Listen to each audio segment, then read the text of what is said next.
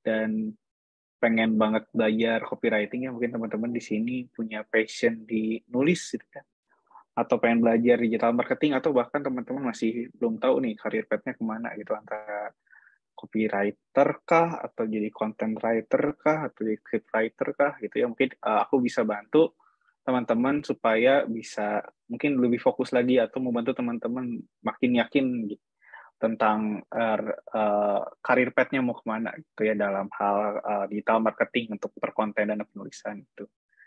Oke, lanjut. Oke, jadi apa aja sih yang hari ini bakal kita bahas ya teman-teman ya. Ini akan banyak banget yang kita bahas gitu ya. Ada tentang copywriting, manfaatnya, terus biar persona, persiapan copywriting, anatomi, formula, tips and trick, prakteknya ya, hingga content planning-nya gitu. Jadi aku harap waktunya cukup ya buat ngejelasin semua ini ya teman-teman ya. Dan teman-teman juga setelah selesai dari sini nggak hanya paham tapi juga bisa ngepraktekannya gitu. Lanjut. Oke, mungkin kenalan dulu ya teman-teman ya. Nama aku Fadil ya, tapi biasanya orang-orang kantor tuh aku Ogi ya. Terus aku pendidikannya emang agak belok gitu ya, nggak dari jurusan jurnalistik atau ilmu komunikasi.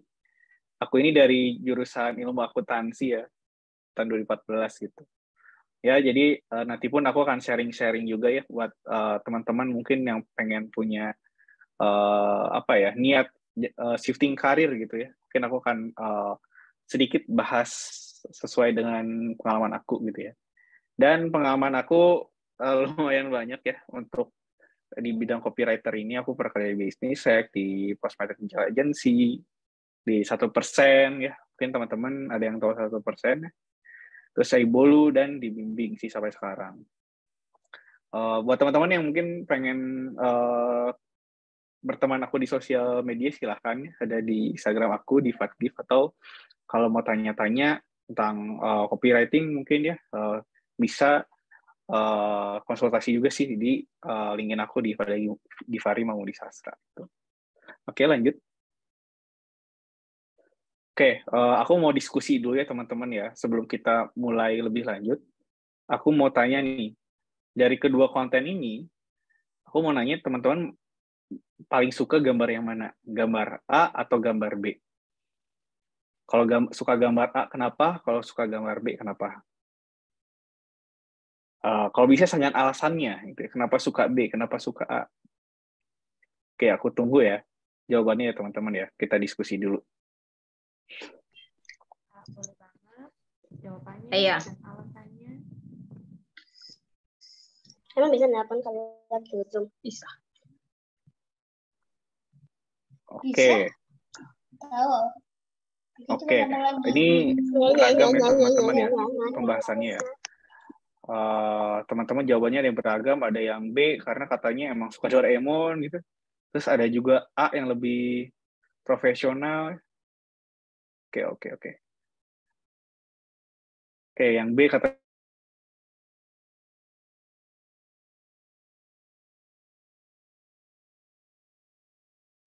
Oke. Lebih simple, informasi jelas. Oke, kata-katanya sudah dicantumkan. Oke, aku lanjut ya teman-teman. Ini banyak banget ya. Ini mungkin selera juga ya. Teman-teman ada yang suka yang A, suka yang B. Teman-teman ada yang suka A karena lebih singkat, agak ada error ya.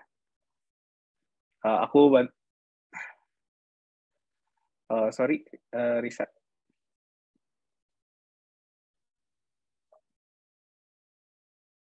Ya, Kak, sebentar ya, Kak. Apakah masih bisa dilanjutin? Bisa. Oke, coba aku yang share screen aja ya. Bisa nggak? Udah kelihatan belum, Kak? Atau mau Kakak aja Oke, yang kita. Oh, iya. Oke, lanjut ya. Oke, kembali lagi ya teman-teman ya. Karena ada orang yang suka B, ada yang suka A. Sebenarnya ini nggak ada yang salah atau benar ya. Cuma ini kembali lagi ke selera masing-masing gitu. Nah, mungkin kalau yang aku tangkap, orang-orang yang suka A tuh karena ya mereka tuh suka yang to the point gitu ya. Suka yang jelas gitu pesannya. Sedangkan yang B sebenarnya kalau buat pribadi aku ya, ini tuh yang B tuh lebih menarik gitu. Kenapa di sini lebih menarik? Pertama, ada Doraemonnya gitu. Dan tiba-tiba ini Doraemonnya pun menjelaskan bahwa saya sudah melihat di abad 22 properti ini harganya naik 100 kali lipat. Jadi kayak bikin hasrat orang buat beli itu makin tinggi karena ya mungkin aja si rumah yang dijual ini nggak hanya bisa dijadiin tempat tinggal, tapi juga bisa dijadiin investasi ya, entah itu mau disewain atau dijadiin kos-kosan gitu ya, itu tergantung lagi sama si tujuannya apa. Tapi yang B ini sungguh menarik ya, apalagi buat orang-orang yang muda kayak kita gitu ya. Orang-orang yang mungkin target marketnya itu kita ya, generasi 90-an gitu ya, millennials gitu ya. Millennials tuh kayaknya akan lebih suka yang G ya.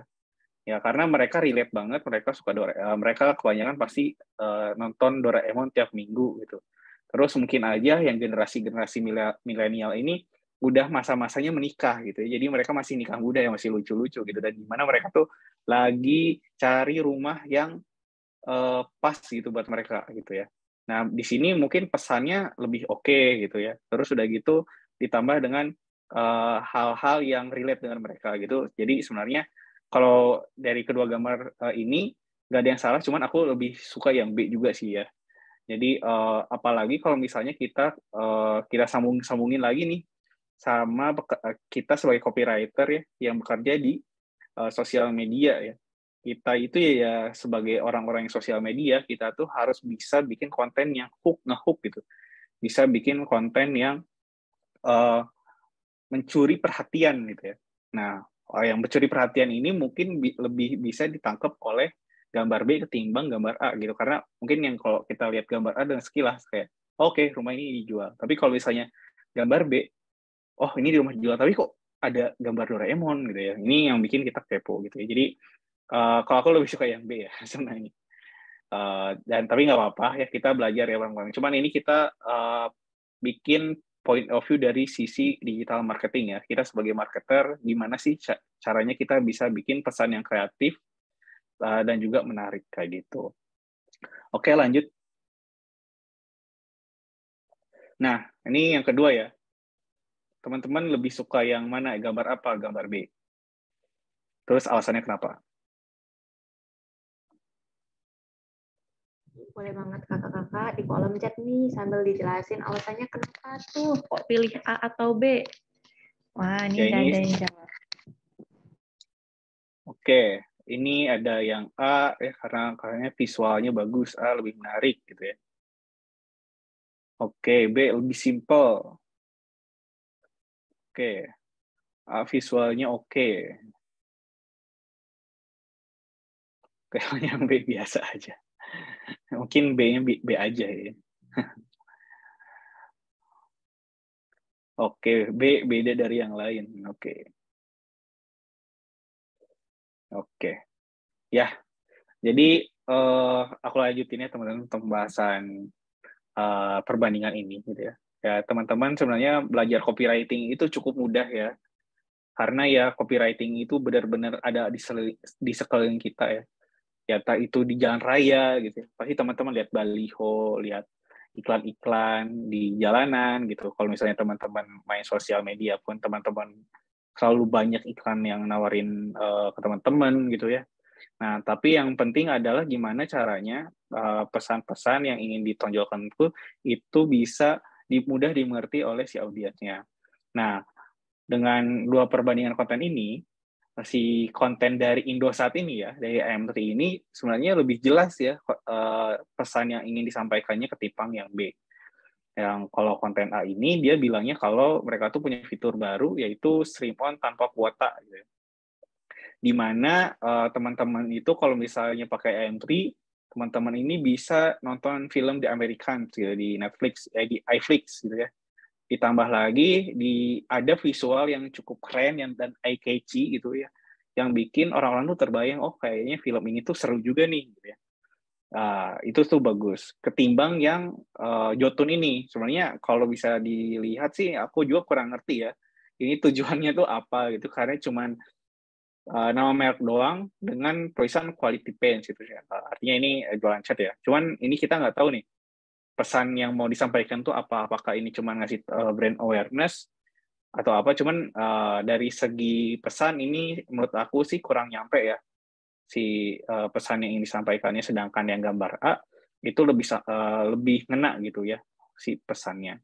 Ya, dan si konten A ini itu termasuk konten dengan copywriting yang menurut aku bagus ya.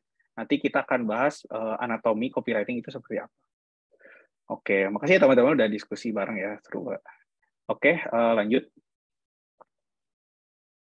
Oke, nah kita kan tadi kita udah bahas-bahas ya tentang mana sih konten yang paling kamu suka gitu ya. Tapi mungkin teman-teman masih belum paham juga nih copywriting itu apa.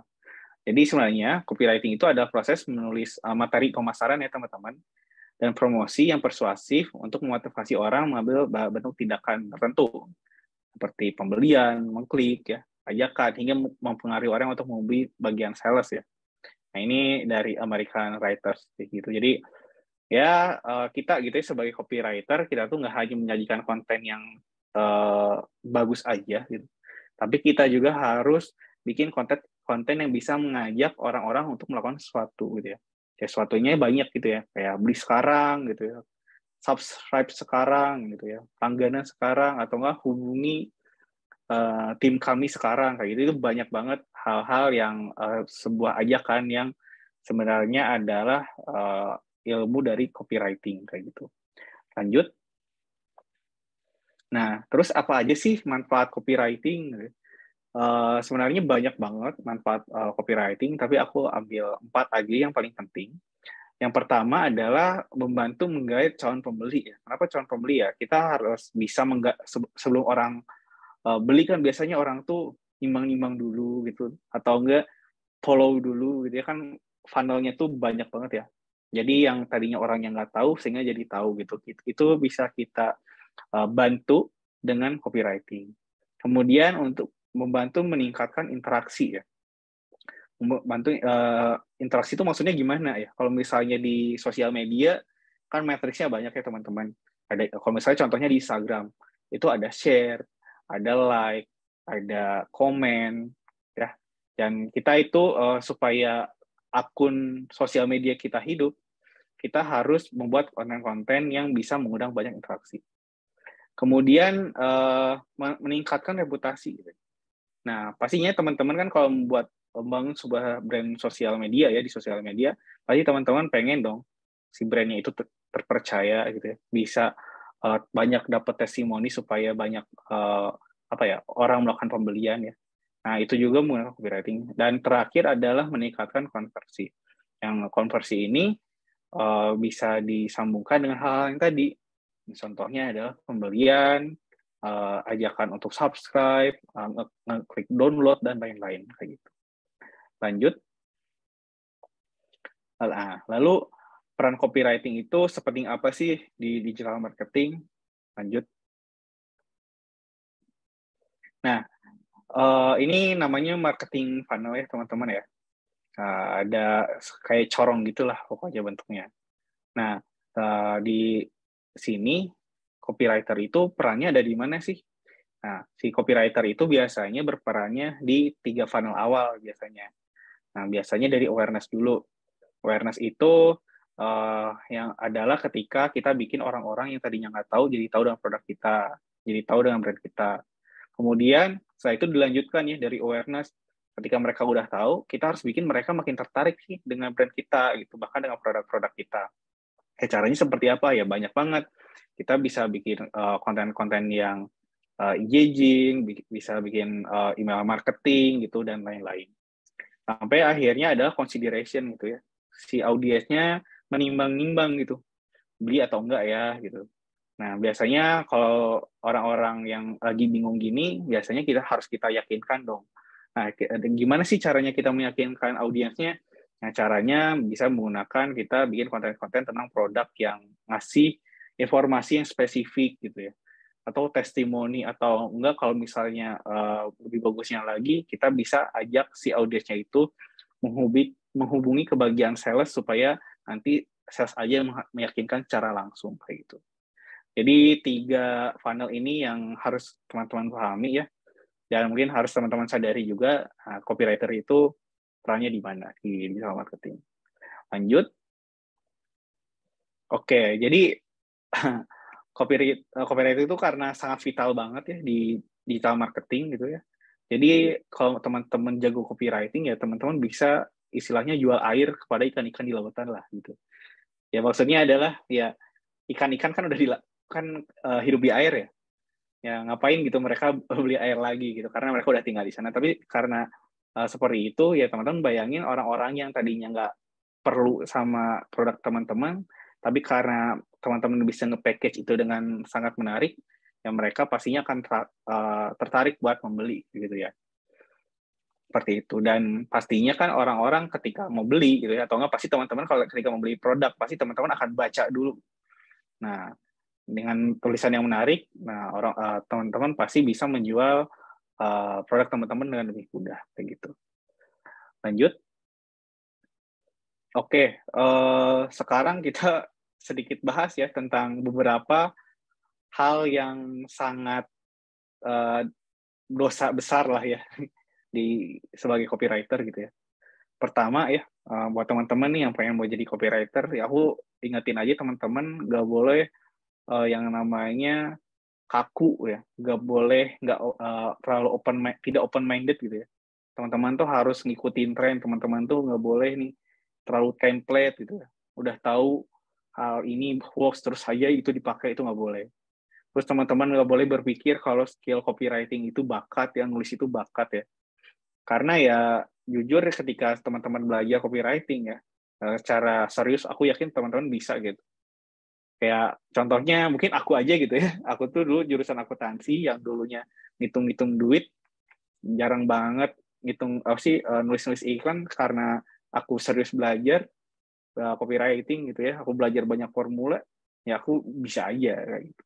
Terus perfeksionis, nggak conversion goals gitu. Jadi kayak teman-teman tuh kalau nulis tuh ya bagus aja buat diri sendiri gitu. Tapi ternyata ya nggak menjual kontennya.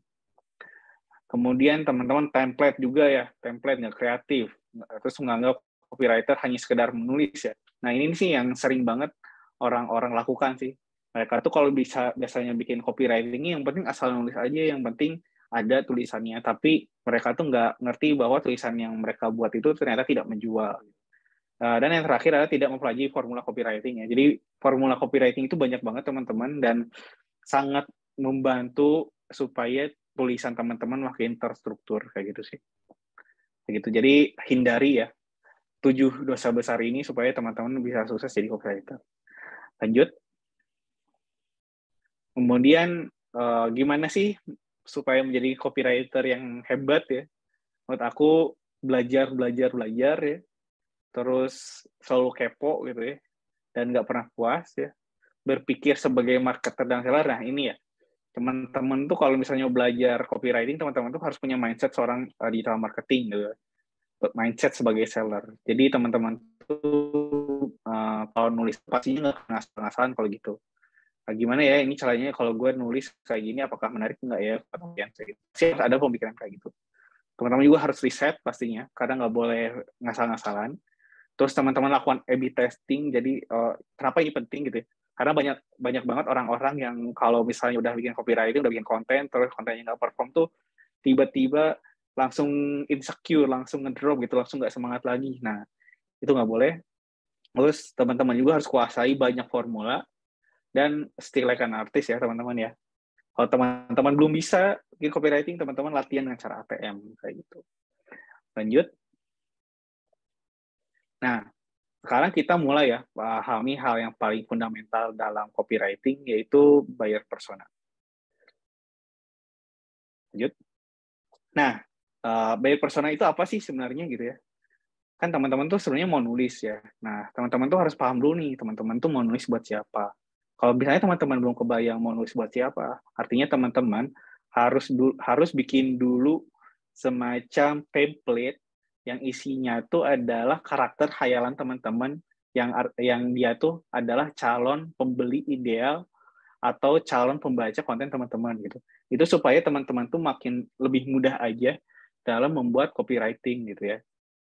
Jadi kalau misalnya teman-teman udah tahu nih, ini orangnya siapa, dari segi usia, dari segi gendernya siapa, dari segi mungkin pendapatannya berapa, atau pendidikannya berapa, mungkin teman-teman akan lebih mudah dalam buat copywriting-nya. Lanjut. Nah, gimana sih cara bikin buyer personanya? Ya, sebenarnya sederhana aja ya teman-teman. Intinya teman-teman harus riset, dan teman-teman setidaknya bisa menjawab semua template ini aja gitu ya. Misalnya ini aku bikin buyer persona brand hijab ya. Ini contohnya aja. Orangnya ngasal, aku nggak ngambil dari internet. Namanya Mila ya. Usianya around 23-35 tahun. Jenis kelaminnya perempuan gitu ya, of course karena jualan hijab gitu ya. Terus udah gitu pekerjaannya pegawai swasta, gaji per bulannya 5 juta, pendidikannya D3 S1 ya. Nah, kenapa nih pendidikan tuh penting, kayak emang sepenting itu ya? Ya kalau menurut aku sih penting-penting aja ya, karena ketika kita bikin konten-konten yang bahasanya berat gitu ya, atau mungkin bahasanya sangat jaksel, mungkin orang-orang yang berpendidikan aja yang mungkin pendidikannya agak tinggi yang akan mengerti gitu. Sedangkan yang mungkin yang lulusannya di bawah itu mungkin akan sulit memahaminya. Kemudian lokasinya juga di Jakarta ya. Nah ini lokasi Jakarta itu kenapa sih kita juga harus tahu lokasi ya? Karena kita juga harus tahu nih kita tuh mau ngejual ke daerah mana biasanya. Dan biasanya kalau misal tiap daerah kan punya bahasa yang berbeda-beda ya teman-teman ya. Mungkin Bandung tuh teman-teman bisa pakai selipan bahasa Sunda itu contohnya ya. Misalnya khusus wargi Bandung gitu ya. Atau wah lagi ada promo lagi, gitu kan. Itu bisa ya bikin orang-orang yang baca konten teman-teman di mana mereka lokasinya di Bandung ngerasa makin dekat. Kemudian kita juga harus tahu nih masalah yang dialami sama mereka tuh apa.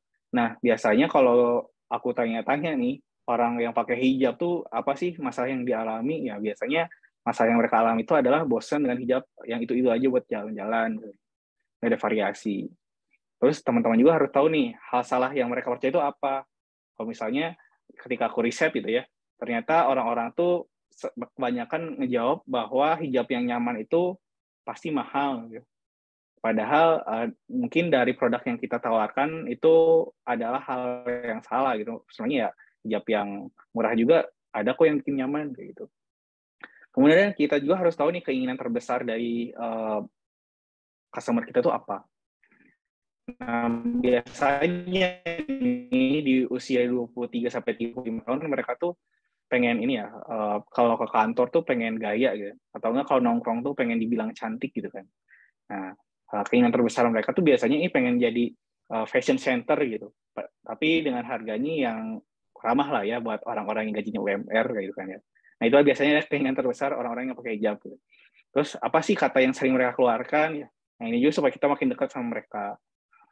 Nah, contohnya kalau misalnya si cewek-cewek ini biasanya apa yang kata-katanya? Mereka biasanya nyapa teman mereka dengan kata bestie gitu ya.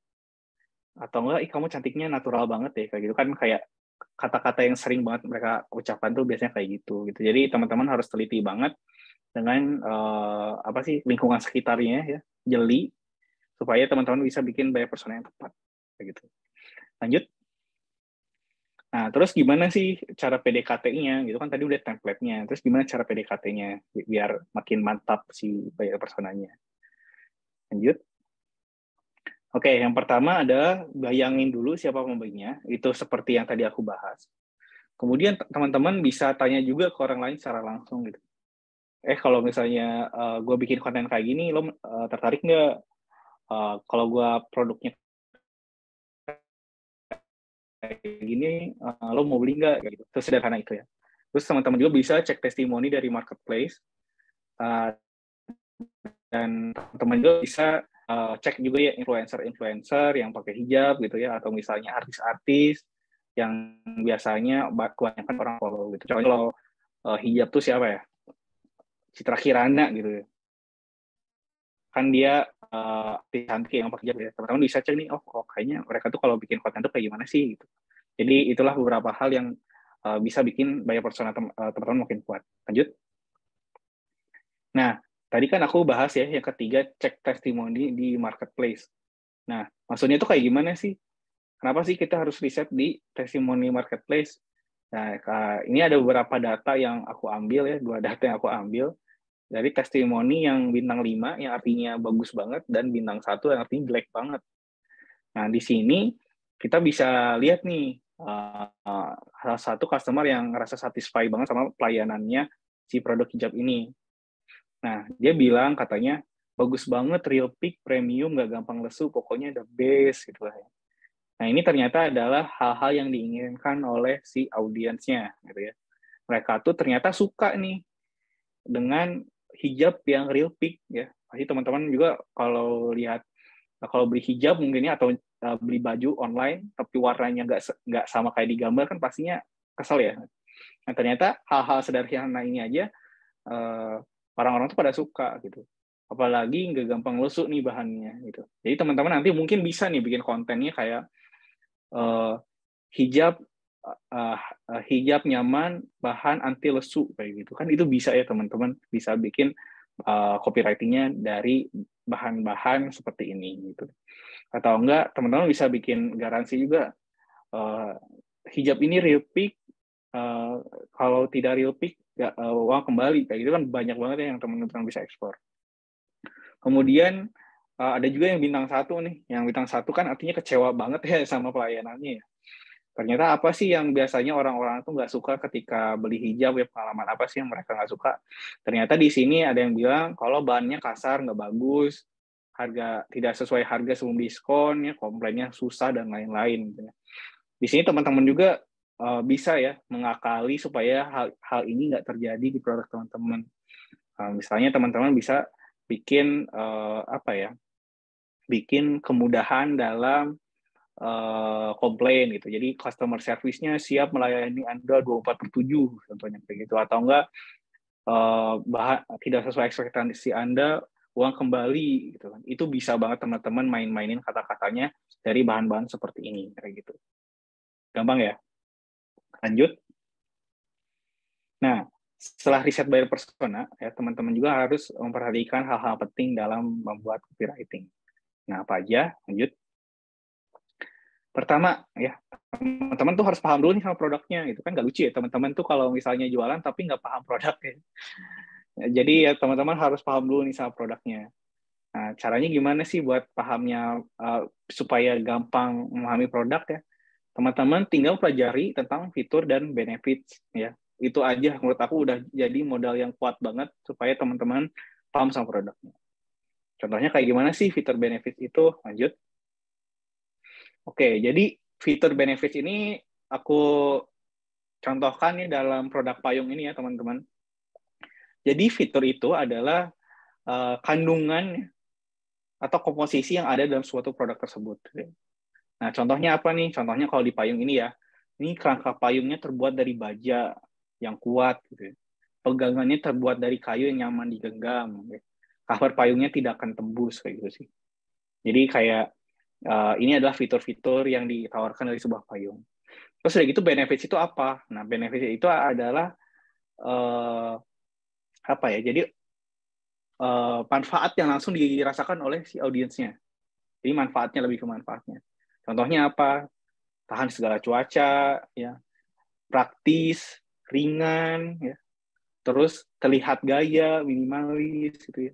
Nah, itu adalah sebuah benefit. Jadi teman-teman pahami dulu aja fitur dan benefitsnya apa, jadi teman-teman bisa gampang banget ngemasain produknya, kayak gitu sih.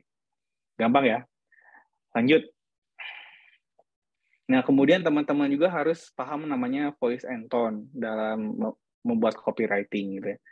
Nah, ini tuh gimana cara penyampaian atau komunikasi teman-teman kepada audiensnya. Ya, teman-teman harus mulai tahu dulu nih, teman-teman mau kayak bahasa apa, visualnya mau kayak gimana, gambarnya, background-nya kayak apa, gitu. Teman-teman mau pakai bahasa Inggris atau bahasa Indonesianya mau kaku apa enggak, gitu ya. Mau pakai bahasa Jaksel atau enggak, gitu ya. Nah, teman-teman harus pahami dulu nih, gimana cara komunikasinya supaya nanti orang-orangnya tuh bisa nyambung aja gitu ngobrolnya. Gitu kan nggak mungkin ya teman-teman ngomong nulis gua lu, tapi audiensnya bapak-bapak gitu kan, kayaknya nggak mungkin deh nggak masuk. Jadi lu kalau misalnya pakai lu dengan ke audiensnya Gen Z gitu ya atau milenial itu masih masuk kayak gitu. Jadi teman-teman harus tahu nih cara penyampaiannya yang baiknya kayak gimana. Lanjut. Terus teman-teman juga pahami ya yang namanya karakter sosial media, karena sosial media itu beda-beda dan audiensnya pun berbeda. Gitu. Yang dengan kata lain ya penulisan copywriting juga harus disesuaikan. Jadi kalau teman-teman nggak percaya ya, teman-teman pernah nggak sih dengar statement kayak gini? Jokes Twitter mah jangan dibawa-bawa ke Instagram gitu. Pernah nggak? Pernah nggak dengar kayak gitu? Pernah Kak, sering kayaknya. Iya, itu kenapa? Karena ya audiensnya tuh berbeda gitu. Audiensnya tuh berbeda ya. Karena di Twitter itu mungkin orang-orang tuh lebih suka hal-hal yang dark jokes tuh lebih diterima mungkin ya. Dark joke tuh lebih diterima mungkin di Twitter, terus udah gitu di Twitter tuh orang-orang terlalu lebih suka baca ya. Ketimbang Instagram kan emang fokus ke foto dan video ya. Jadi mungkin orang-orang nggak terlalu senang baca gitu di Instagram gitu ya. Jadi teman-teman gue harus paham kayak gitu. Begitu pula dengan Facebook gitu ya. Facebook pun kalau misalnya teman-teman jualan di Facebook, itu beda banget sih cara penjualannya. Kalau misalnya teman-teman suka beli HP bekas gitu ya di Facebook gitu ya, pasti mereka tuh jualannya tuh nggak langsung satu-satu aja gitu. Kayak contohnya iPhone aja. Contoh kalau ada orang yang jual iPhone di Facebook, pasti mereka satu-satu aja kayak iPhone XR, baterai health 93%, garansi Inter, bla bla bla, udah kayak gitu. Dan itu lebih manjur gitu di Facebook ya. Daripada kita harus bikin yang sedetail mungkin nggak dibaca kayak gitu sih. Jadi itu sih banyak banget perbedaan di tiap sosial media gitu ya, termasuk di TikTok juga gitu ya. Karena mungkin di TikTok tuh harus lebih apa ya, lebih orang-orangnya lebih storytelling gitu ya, nggak suka yang hard sell langsung, harus ada ceritanya gitu ya. Jadi ya harus beda-beda sih kayak gitu. Lanjut. Terus teman-teman juga harus tahu ya tujuan bikin copywriting itu untuk apa. Karena tujuan copywriting itu beda-beda ya. Ada untuk conversion. Conversion itu ya buat meningkatkan transaksi, ya, entah itu penjualan gitu ya. Ya entah itu buat nambahin followers ya atau dan lain-lain lah ya pokoknya. Terus ada awareness. Awareness itu biasanya copywriting yang biasanya untuk supaya orang-orang tuh tahu tentang produk kita. Biasanya apa sih? Kayak launching produk gitu ya dan lain-lain. Terus ada gitu ada educate. Nah, educate itu buat ngedukasi supaya mereka tuh makin percaya juga ya sama produk kita. Terus ada engagement. Kalau engagement itu ya itu ya menarik menarik supaya orang-orang tuh mau komen, like, share dan lain-lain. Terus viral. Nah, viral ini biasanya ya biasanya awareness-nya dapat, engagement-nya dapat gitu ya. Konversinya juga biasanya dapat. Nah, ini agak susah ya buat viral karena viral itu bisa jadi dua tipe. Viral bagus sama viral jelek ya. Jadi teman-teman hati-hati ini ya kalau mau bikin konten yang viral gitu. Kemudian ada conviction. Nah, conviction ini supaya orang-orang ini yang baca konten teman-teman bisa makin yakin dengan produk teman-teman sehingga mereka bisa beli gitu ya. Contohnya apa sih conviction itu? Konten-konten seperti apa? Konten-konten tentang testimoni atau nggak before after gitu ya. Itu bisa jadi konten-konten conviction. Lanjut. Oke, nah kita mulai ke struktur copywriting ya teman-teman ya. Jadi ada yang namanya anatomi copywriting ya, ini dari Xiao Andreas, dia tuh bilang supaya kita tuh bisa bikin copywriting yang terstruktur, teman-teman ingat aja copywriting itu adalah sebagai sebuah badan yang utuh gitu ya. Ada kepalanya, ada badannya, sama ada kakinya gitu. Nah, si kepala ini ada sebagai headline, badannya ini sebagai isi copywriting, dan kakinya adalah sebagai call to action. Jangan sampai di konten teman-teman, copywriting teman-teman tidak ada semua ini gitu. Nah, jadi atau enggak salah satunya tuh nggak ada. Jadi ntar copywritingnya makin aneh gitu. Jadi teman-teman harus pastiin 3 ini ada kayak gitu. Lanjut. Nah, ini adalah salah satu anatomi copywriting yang biasanya bisa kita lihat di sehari-hari ya teman-teman ya. Dan ini adalah salah satu contoh anatomi copywriting yang lengkap ya, yang tadi aku bahas. Oke, ya ini contohnya dari iklan Spotify Premium ya. Nah di sini kepalanya atau headline-nya dibilang kalau segampang itu bayar Spotify Premium pakai GoPay. Itu ada headline-nya. Terus isinya adalah bisa dengerin musik sesukamu, itu isinya. Kemudian cek selengkapnya di bit.ly GoPay Spotify. Nah ini adalah kakinya. Jadi si kakinya ini tujuannya untuk menggerakkan seorang supaya mereka melakukan transaksi ya. Di sini melakukan ajakannya adalah dengan lihat selengkapnya di bit.ly GoPay Spotify kayak gitu. Jadi teman-teman dengan memahami tiga struktur ini aja sebenarnya teman-teman udah bisa bikin copywriting gitu. Jadi ya semudah itu sih bikin copywriting itu menurut aku ya. Kayak gitu. Lanjut kita cek belakangnya. Oke. Ini mungkin produk yang paling teman-teman idam-idamkan ya. Termasuk aku gitu ya. Nah, aku suka banget sih sama yang copywriting dari Apple ya, karena copywriting Apple tuh menurut aku tuh chef kiss banget lah, bagus gitu ya. Dan ini bisa teman-teman pelajari ya, teman-teman bisa cek di iBox ya, atau di Apple-nya langsung gitu ya, pasti mereka tuh kuat banget copywriting-nya. Nah, salah satunya yang dari Apple Indonesia ini. Nah, di sini kita lihat headline-nya, kekuatan super baru di tangan Anda. Gitu. Ini tuh headline-nya seperti ini. Ini kepalanya seperti ini. Kemudian dilihat juga dia juga punya body copy-nya. Nah, di sini si body copy-nya itu menariknya adalah mendukung apa yang ada tulisan di headline. Gitu. Jadi di sini si body copy-nya itu menjelaskan kekuatan supernya itu seperti apa sih. Nah, di sini dijelaskan kalau ternyata kekuatan supernya itu adalah layar yang super cerah, video kelas Hollywood, chipnya super gila, cepat banget gitu ya. Terus baterainya tahan lebih lama gitu ya.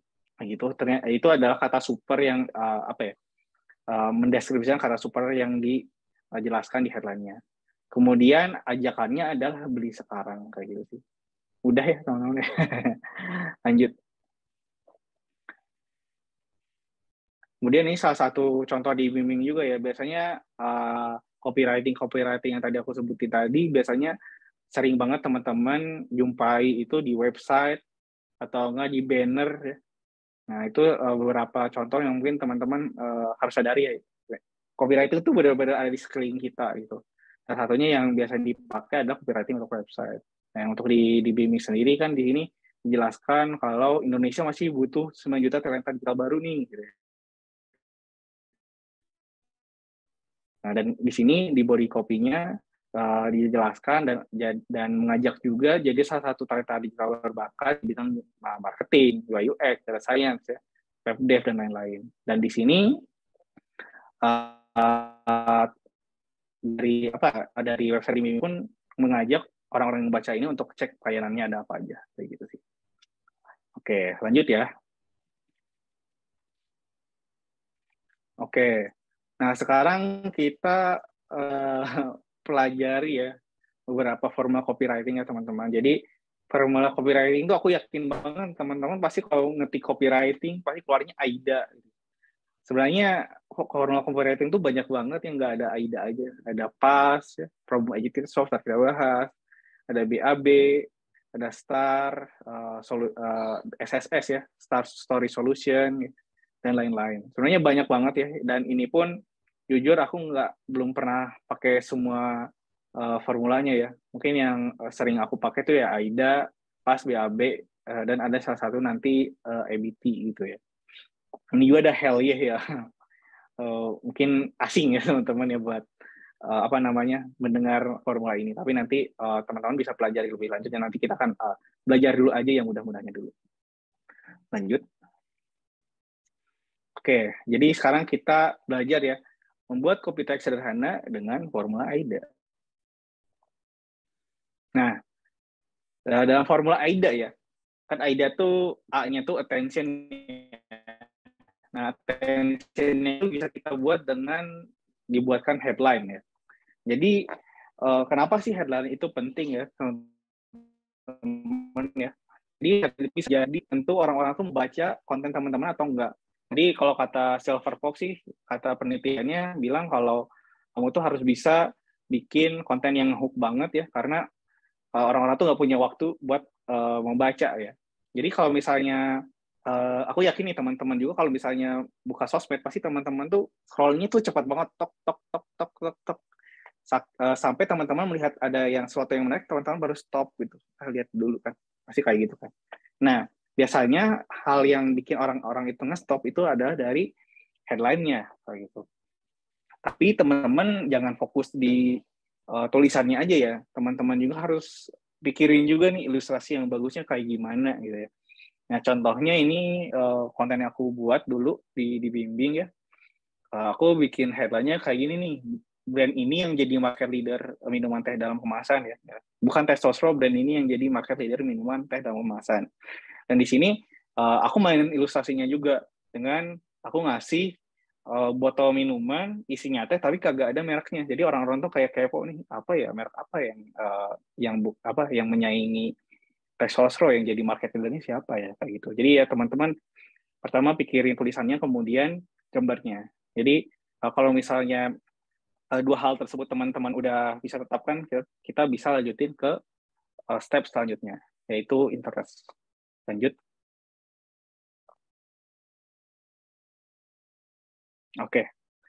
Oke. Jadi kalau teman-teman bingung gitu ya, aduh gimana ya bikin headline nih gampang ya. Aku tuh bingung tahu kalau misalnya bikin judul konten tuh, nah teman-teman sebenarnya gampang aja ya buat headline tuh ada banyak banget rumusnya. Ini ada 3 rumus yang mungkin bisa teman-teman pakai.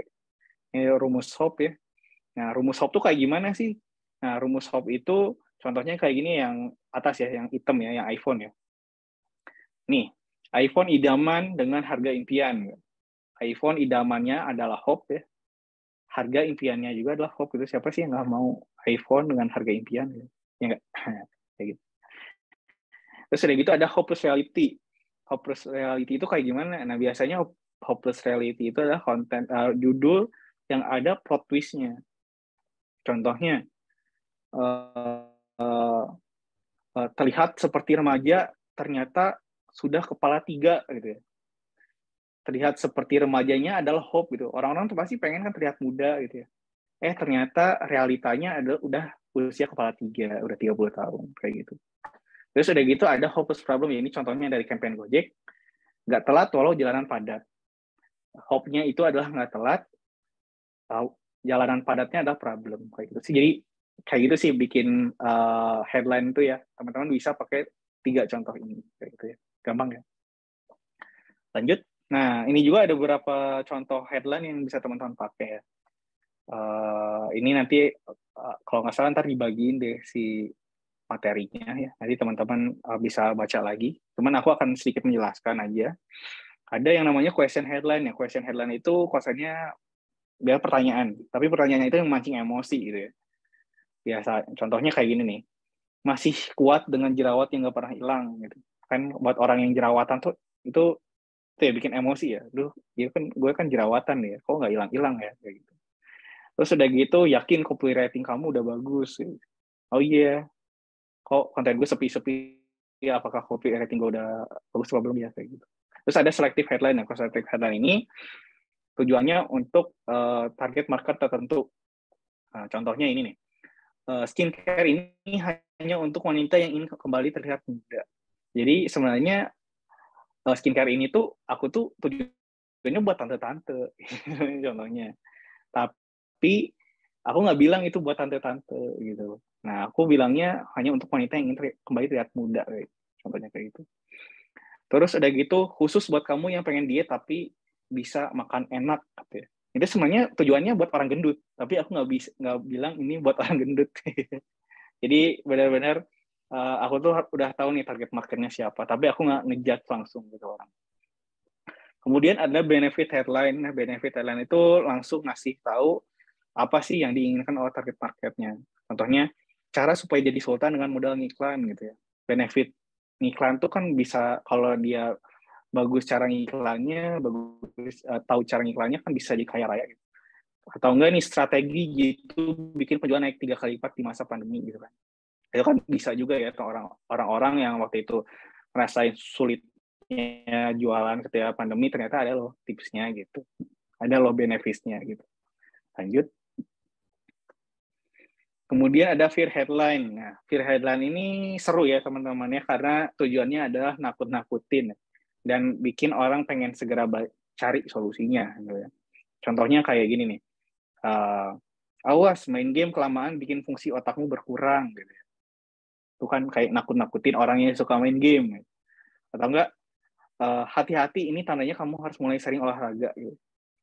Kayak itu ada ngasih tahu, wah ternyata ada bahayanya dan gue harus olahraga nih kayak gitu. Jadi benar-benar nakut-nakutin kayak gitu. Terus udah gitu ada crazy headline ya. Ya ini tujuannya bikin kepo, biasanya ada gimmick-gimmicknya, biasanya ada kata-kata terbongkar, begini rahasianya gitu ya. Dan kasih tahu siapa-siapa kayak gitu. Itu biasanya gimmick-gimmick kayak gitu lah ya. Itu biar tujuannya bikin orang-orang tuh kepo. Lanjut. Oke.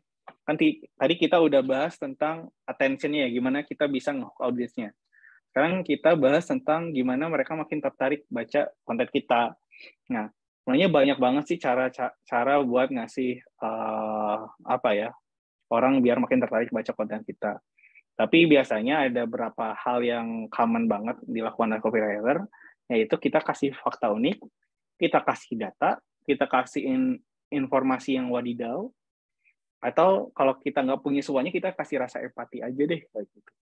Ya, contohnya apa sih? Ya, contohnya kayak gini nih, ya, konten di bimbing ya. Menurut Wikipedia, bias itu merupakan kesalahan yang konsisten dalam memberikan sebuah nilai. Jadi ini tuh kayak, ini adalah informasi atau enggak, ini tuh adalah data dari Wikipedia gitu. Supaya itu orang tuh tertarik gitu buat bacanya. Oh, ternyata ini kontennya emang berdasarkan data banget nih gitu. Jadi orang-orang tertarik. Kayak gitu. Lanjut. Kemudian tadi udah A, udah I, sekarang kita ke D ya. D-nya itu adalah desire. Nah, desire itu bikin audiens tuh berhasrat dan kepengen banget ya sama produk yang kamu tawarin. Nah, tipsnya gampang aja. Teman-teman bisa pakai kata-kata seperti bayangkan, renungkan, imajinasikan gitu. Lalu teman-teman kasih benefits-benefitsnya.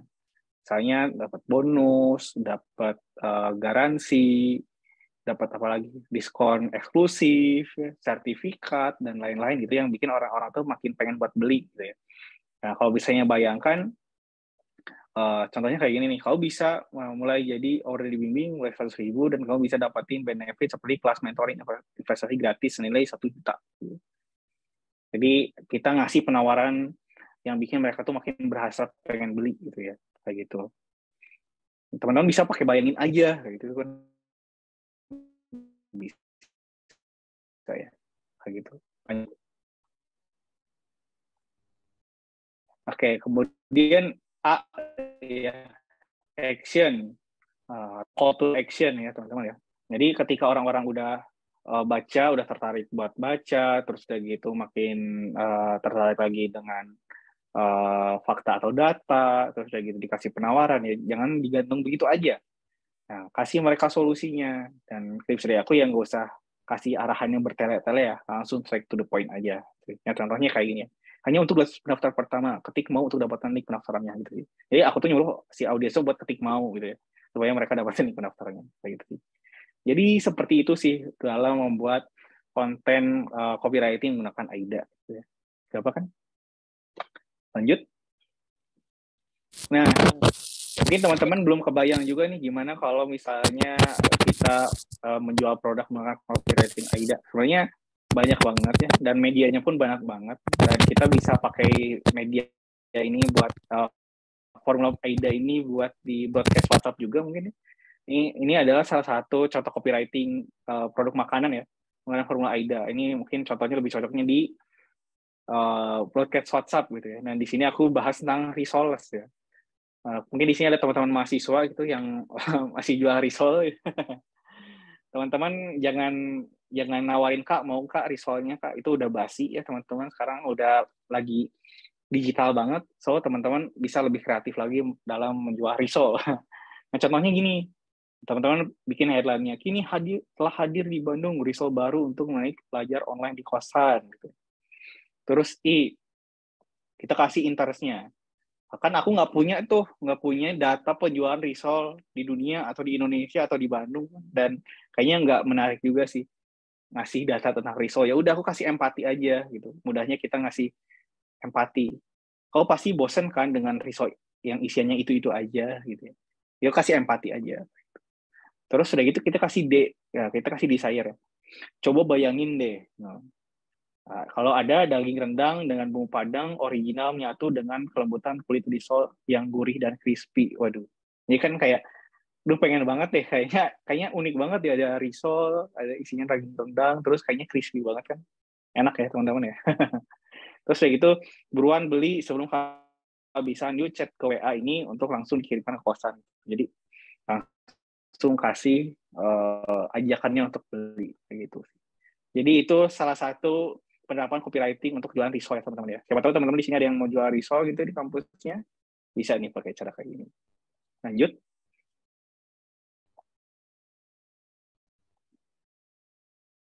Oke, terus mungkin teman-teman tadi pusing ya, Bang kok panjang banget sih formulanya, ada yang lebih simpel nggak? Ada yang namanya formula PAS ya, yaitu problem, agitate, dan solution. Oke, lanjut. Oke, ini salah satu konten yang pernah aku buat di 1% ya teman-teman ya, dengan formula PAS ya. Nah, aku waktu itu bikin headline-nya, seberapa parah sih tingkat overthinking kamu gitu ya. Di sini tuh tujuannya adalah supaya audiensnya bisa ikut tes overthinking di 1%. Nah, di situ aku angkat dulu nih problemnya apa. Nah, contohnya yang aku angkat itu adalah problemnya ini. Pernah nggak sih kamu ngerasa selalu kesepian sepanjang saat gitu ya? Jadi aku angkat problemnya kesepian gitu kan, karena kadang kesepian tuh bisa ini ya, menimbulkan overthinking ya, benar nggak? Lanjut. Terus aku itu agitate. Aku agitate. Agitate itu apa sih? Agitate itu adalah gimana caranya kamu bisa bikin si pembaca tuh makin resah gitu, makin galau gitu, sehingga mereka tuh pengen cari solusinya gitu ya. Nah, aku di sini agitate-nya 2 kali nih. Nah, pertama aku agitate-nya gini, atau memori buruk yang kamu ingin lupakan rasanya selalu datang tanpa diundang gitu. Waduh. Tiba-tiba malam-malam tiba-tiba overthinking, padahal tadinya siang-siangnya happy, malam-malam galau gitu ya. Terus udah gitu, dari galau ini aku agitate lagi nih, kemudian kamu merasa bersalah dan selalu menyalahkan dirimu akan sesuatu yang nggak pernah kamu inginkan gitu, kayak hal-hal yang nggak bisa kamu kontrol gitu. Jadi kayak aduh makin galau banget nih gue nih gitu ya, overthinkingnya jadinya makin parah, dan ini makin relate nih sama ini, kontennya gue banget nih kayak gini, ini gue banget yang gue rasain sekarang gitu ya. Nah, setelah aku agitate 2 kali, aku kasih solusinya. Ya udah, kamu ketahui aja tingkat overthinking kamu dengan ikuti tes overthinking gitu. Jadi kita tahu nih overthinking kita separah apa sih, apakah dari sini kita harus harus ke psikolog atau enggak kayak gitu sih. Jadi itu salah satu contoh buat konten menggunakan PAS ya teman-teman. Ini mudah dan cukup seru sih menurut aku. Teman-teman bisa praktekin juga. Lanjut. Nah, ini salah satu contoh copywriting skincare ya, pakai formula PAS ya. Ini produknya dummy aja ya, nggak ada ya sebenarnya, cuman aku coba-coba bikin aja. Kita mulai angkat dulu sih problemnya. Nih, hati-hati pilih kosmetik, bukannya cantik malah bikin muka banyak bintik gitu ya. Itu kan problemnya. Terus aku agitate lagi nih. Aku bikin si audiensnya resah. Bayangin deh, udah mahal-mahal beli kosmetik, ternyata banyak ngasih efek samping berbahaya. Kayak aku tuh langsung berbahaya gitu, supaya orangnya makin ngerasa takut. Gitu. Kemudian aku kasih solusinya atau solve-nya. Nah, kalau kamu pilih skincare ini, kamu nggak perlu khawatir sama masalah tadi. Skincare ini terbuat dari bahan alami dan sudah mendapat sertifikasi oleh MUI. Contohnya kayak gitu sih. Ini produk dummy ya, tapi contoh menggunakan formula PAS ya seperti inilah yang bisa teman-teman coba ya kayak gitu. Gampang kan ya? Gitu. Terus ada formula lainnya juga yang bisa bikin konten teman-teman makin menarik ya, yaitu dengan cara storytelling ya, dengan teknik ABT ya. ABT itu apa sih? Nah, ABT itu adalah and, but, and, therefore. Lanjut. Jadi ini ada salah satu riset ya teman-teman, gimana sih caranya kita bisa bikin storytelling yang menarik. Karena banyak banget nih orang-orang yang bikin storytelling tapi nggak menarik gitu ya. Contohnya AAAA gitu. Jadi NNN. Contohnya apa ya? Contohnya aku aku pengen beli kopi dan aku pergi ke Indomaret dan aku ternyata nggak bawa uang dan aku akhirnya nggak jadi, aku pulang aja. Kan boring banget ya teman-teman ya, boring banget cuma dan gitu. Tapi teman-teman coba kalau misalnya pakai teknik ABT ya, and but therefore ini ya, supaya tulisan teman-teman bisa lebih menarik ya. Kita lihat contohnya di slide selanjutnya. Oke, ini salah satu contoh storytelling dan ABT ya teman-teman ya. Pertama, Selina pengen banget jadi programmer dan bisa kerja di SCBD seperti teman-teman kuliahnya. Itu udah ada N-nya, ya. Terus ada but-nya. Walaupun udah coba belajar sendiri, tapi Selina malah jadi bingung banget karena belajarnya nggak terarah. Nah, harus dikasih therefore-nya. Maka dari itu, Selina mulai ikut bootcamp di Bimbingkat. Karena selain belajar programming secara terstruktur, dia juga punya kesempatan ikut perusahaan multinasional. Akhirnya, Selina keterima di salah satu company di SCBD. Dan ini lebih menarik ya daripada dan. Jadi teman-teman bisa juga nih bikin copywriting, storytelling menggunakan formula ABT. Kayak gitu. Gampang ya teman-teman ya. Lanjut. Oke, sedikit pembahasan tentang sosial media dan copywriter ya teman-teman ya. Biasanya ini nih pertanyaan yang paling common ditanya nih ya, gimana sih cara bikin content planning gitu. Nah, itu tanggung jawab copywriter juga nggak? Terus Kak, sering mumet nih, punya ide konten nggak? Kak, aku bingung bikin tulisan yang tepat sasaran tuh kayak gimana? Atau Kak, tools copywriting bahasa Indonesia apa aja ya? Atau, dan terakhir, portofolio copywriter tuh kayak gimana gitu ya. Mungkin teman-teman di sini ada yang mau shifting karir juga, atau teman-teman udah pengen sekarang udah jadi copywriter dan pengen dapetin banyak project, nanti aku akan share portofolio aku ya, kayak gimana. Lanjut. Oke, buat content planning ya, kita bahas yang content planning dulu. Ini kita bisa dipakai di segala macam platform ya, termasuk Instagram aja sih yang gampang kita aplikasiin ya. Jadi dalam buat konten-konten di Instagram, setidaknya teman-teman itu harus punya 5 konten pastinya ya, yang harus ada gitu ya. Nah, pertama ada produk, yang produk itu isinya apa aja ya, biasanya produk itu isinya ada foto produknya gitu. Terus atau enggak teman-teman bikin apa ya, aktivitas ketika membuat produk tersebut gitu ya. Contohnya kan kalau misalnya teman-teman beli kopi di coffee shop ya, teman-teman kan biasanya pengen tahu dulu nih kopinya kayak gimana, packagingnya kayak gimana, atau bahkan teman-teman tuh pengen tahu nih cara buatnya kayak gimana. Dan menurut aku ya, kalau teman-teman punya bisnis F&B, teman-teman banyakin deh konten-konten tentang cara membuat makanan. Karena semakin ribet cara bikinnya, semakin orang males ikut-ikutan bikinnya, dan semakin cepat juga orang-orang buat beli produknya gitu. Karena ngapain ya gue capek-capek bikin, ya udahlah beli aja gitu. Pastinya kayak gitu. Jadi teman-teman bisa ya pakai kayak gitu ya contohnya.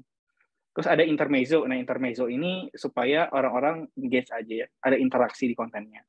Bisa pakai bermacam-macam konten kayak meme, kayak kuis, dan lain-lain. Terus ada video. Ya. Video ini sekarang lagi tren banget ya. Apalagi di Instagram tuh ada Reels ya namanya ya. Dan Reels ini aku ngerasain sendiri impact-nya bagus banget ya. Apalagi buat ke orang-orang yang belum follow kita gitu. Dan biasanya teman-teman semakin rajin bikin konten Reels yang menarik ya, yang lucu ya, biasanya orang-orang bakal lebih gampang sih. Ya, kita bakal lebih gampang sih dapat followers-nya gitu. Terus ada sales. Nah, si sales ini teman-teman bisa kategoriin ke 3 tipe ya. Ada produk katalog, ada diskon, ya, ada promo campaign ya. Mungkin teman-teman kalau misalnya ada angka kembar, teman-teman bisa bikin promo kayak gitu. Sama yang terakhir adalah knowledge ya. Itu product description ya. Ya tujuannya untuk mengedukasi si audiensnya dan mempermudah juga mereka tuh mengetahui informasi apa aja yang ada dalam produk, sehingga salesnya pun akan lebih gampang kayak gitu. Jadi teman-teman bisa nih pakai 5 pilar ini ya yang harus ada. Cuman kalau dari segi persentasenya gimana Pak? Apakah 20% gitu ya? Nggak juga sih, ini bisa di custom sendiri sama teman-teman kayak gitu. Lanjut. Terus ada tadi misalnya ada yang mau nanya lagi ya, di konten di Instagram apa aja. Nah, ini aku pakai aja berdasarkan matriks ya teman-teman ya. Nah, kalau konten-konten Instagram tuh kayak gini sih, ada yang ngundang likes gitu ya. Yang ngundang likes tuh biasanya kayak apa sih? Biasanya kayak milestone, konten motivasi, quotes, review, behind the scene kayak gitu. Terus ada yang ngundang komen tuh kayak gimana, kayak mini quiz, tanya jawab, kamu tim mana, kamu tim bubur diaduk apa tidak diaduk gitu ya. Hal-hal yang bisa diperdebatkan aja kayak gitu ya. Konten diskusi atau enggak konten perbandingan gitu. Terus ada konten yang shareable. Konten yang shareable tuh kayak gimana sih? Konten trending ya. Konten trending tuh biasanya kalau teman-teman follow Volkatif gitu atau enggak USS Feeds gitu ya. Kan itu biasanya cuman apa ya? Cuman headline doang kan biasanya. Nah, itu tuh emang tujuannya buat di-share ulang aja ya gitu semuanya. Kayak gitu. Dan mereka tuh ya kebanyakan kan breaking news ya. Jadi ya ini relate lah kenapa mereka tuh kontennya cuma satu slide aja karena ya mereka tujuannya untuk di-share. Atau ada giveaway juga. Nah, mungkin teman-teman sering banget kan kalau misalnya ikutan giveaway itu disuruh tolong share di story kalian, tag tiga teman kalian kayak gitu. Itu bisa kayak gitu sama konten-konten kontroversi. Kemudian ada konten yang saveable. Nah, konten yang saveable tuh kalau aku baca ya, ini tuh kontennya tuh punya nilai yang paling bagus itu ketika orang-orang banyak yang nge-save konten-konten teman-teman. Ya, karena apa? Karena mereka tuh ketika mereka udah baca dan ngerasa itu kontennya sangat insightful, mereka biasanya simpan untuk dibaca lagi di kemudian hari gitu ya, entah kapan. Nah, biasanya konten-konten yang mengundang save itu apa aja sih? Step by step, tutorial, konten how to, infografis, rekomendasi, sama fitur dan benefits produk kayak gitu sih. Lanjut. Nah, terus mungkin teman-teman ada yang bertanya juga, Kak, gimana sih cara menulis yang tepat gitu ya? Karena aku kalau nulis kok kayak nggak tepat aja, susah banget gitu ya, apalagi buat penjualan. Jadi kalau teman-teman pengen nulis itu teman-teman juga harus paham ya nyari angle yang pas itu dari mana.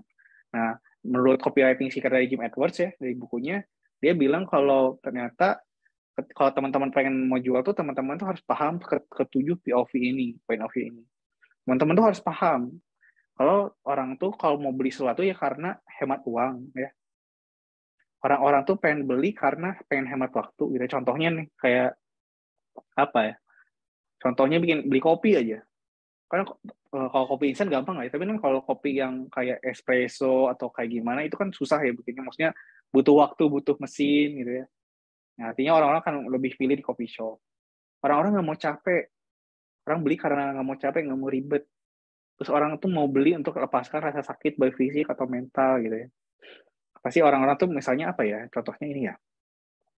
Oke, misalnya orang-orang pengen beli layanan ke psikolog gitu. Karena mereka tuh punya apa ya?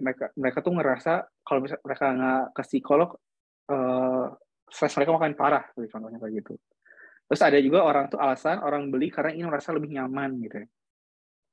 Misalnya teman-teman pengen banget beli motor, tapi pengen beli motornya tuh mau NMAX aja deh, karena NMAX tuh menurut teman-teman nyaman banget ya, joknya gede, bensinnya irit, kayak gitu ya, contohnya kayak gitu. Terus ada orang beli karena ingin dicintai gitu ya. Misalnya ada orang tuh pengen beli baju, nah bajunya tuh pengen yang keren ya, karena mereka tuh pengen diakui ya, atau enggak mereka tuh pengen makin disayang sama pacarnya, contohnya kayak gitu.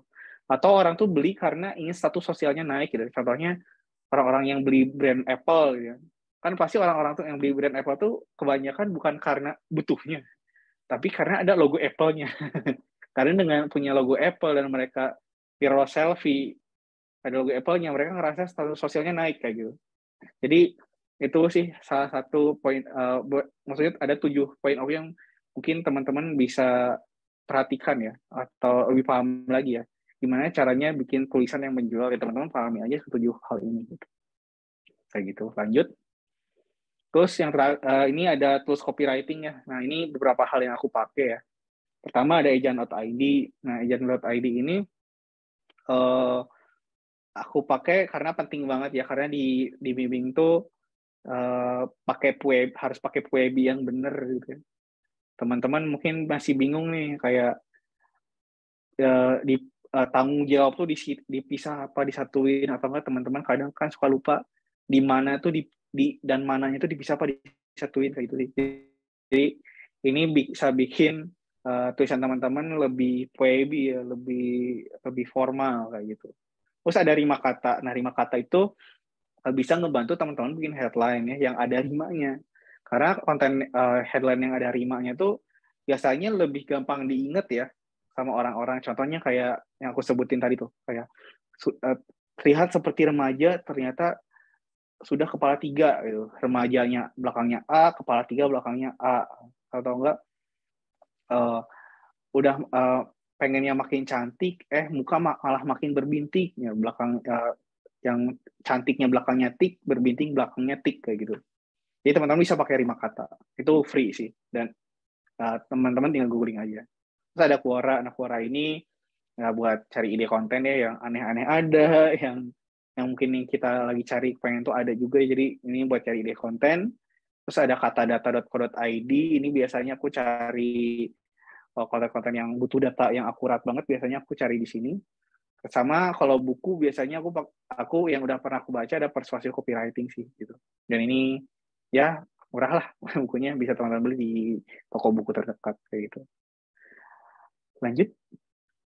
Terus mungkin teman-teman mau tahu nih cara bikin portofolio copywriter.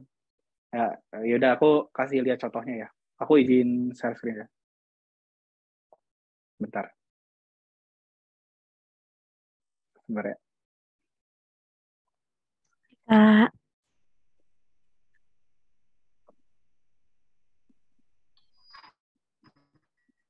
Oke, udah kebuka ya?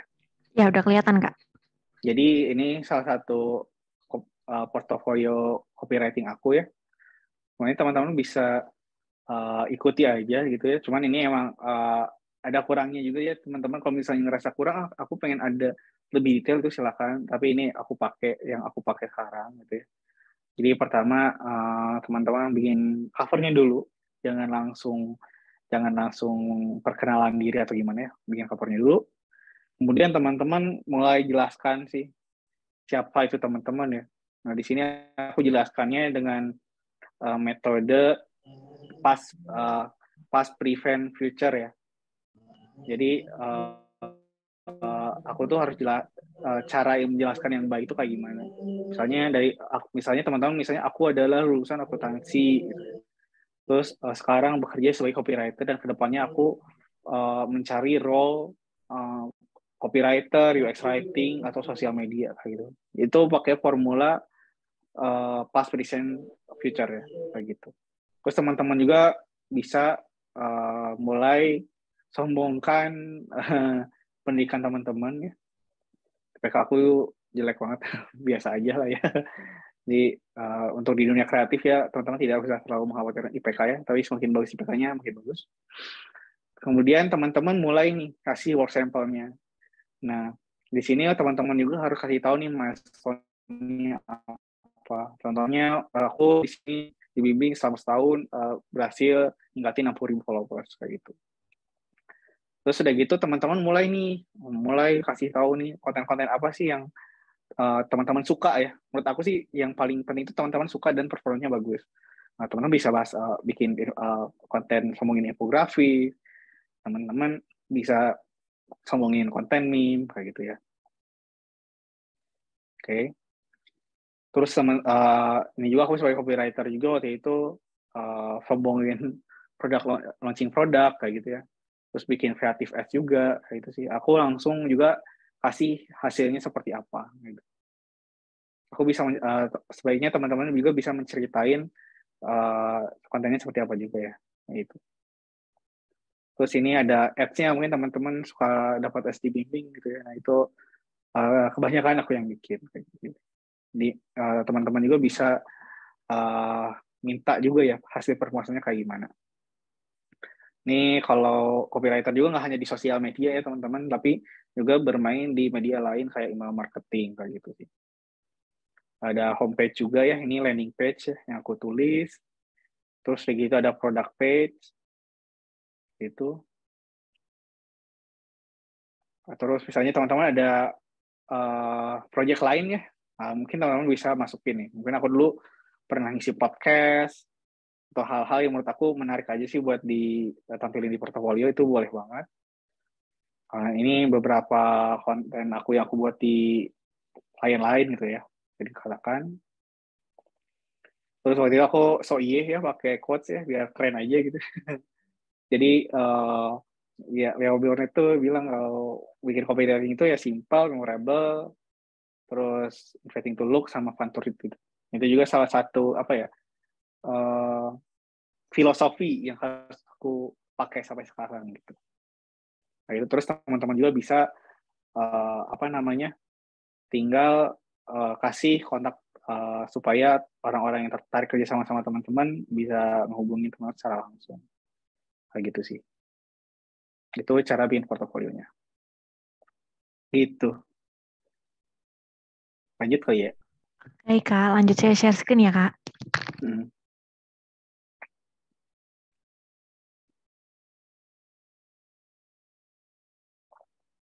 Oke, ya jadi teman-teman harus teman-teman pahami juga ya, copywriting itu is an interesting job. Gitu. You get paid for thinking more and writing less. Jadi menurut aku prinsip dalam copywriting itu yang bagus itu adalah dengan prinsip KISS ya. Keep it short and simple. Jangan kepanjangan ya. Karena kita pun menulis di media yang sangat terbatas.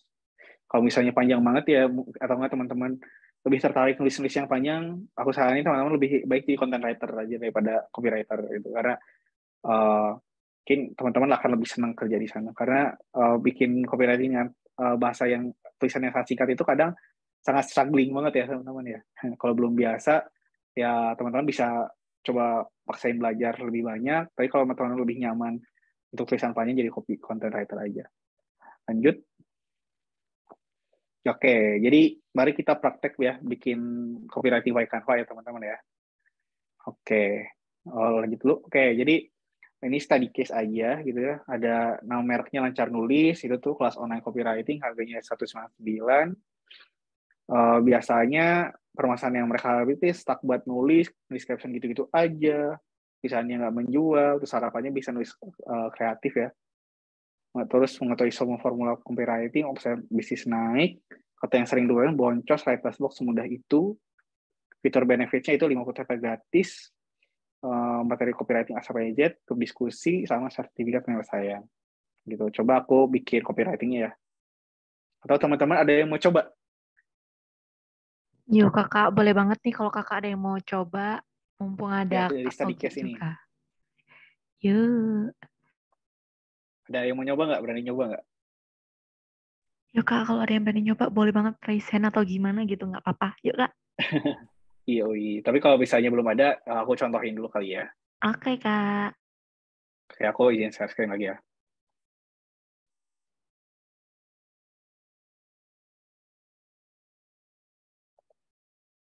Bentar. Sambil nunggu Kak Ogi, mungkin kalau Kakak yang masih ada pertanyaan, boleh banget di-drop di kolom chat, atau yang masih mau kepo lebih lanjut, bisa ditanyain ke Kak Admin yang akan saya drop di bawah ini ya linknya.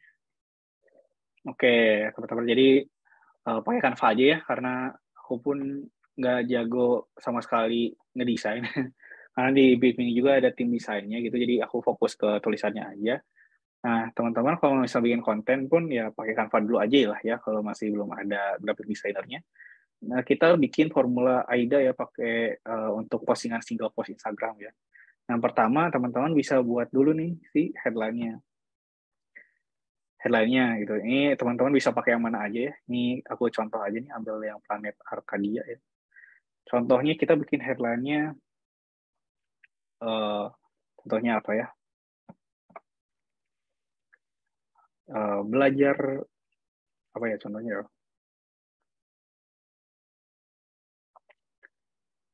Berhenti bikin caption yang gitu-gitu aja.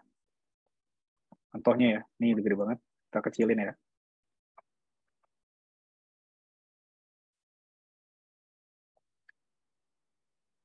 Oke, berarti bikin caption gitu-gitu aja. Terus kita, ini headline-nya,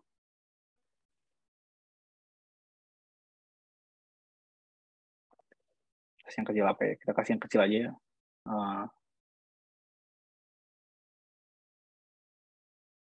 Kita kasih, apa ya? Kita kasih empati ya.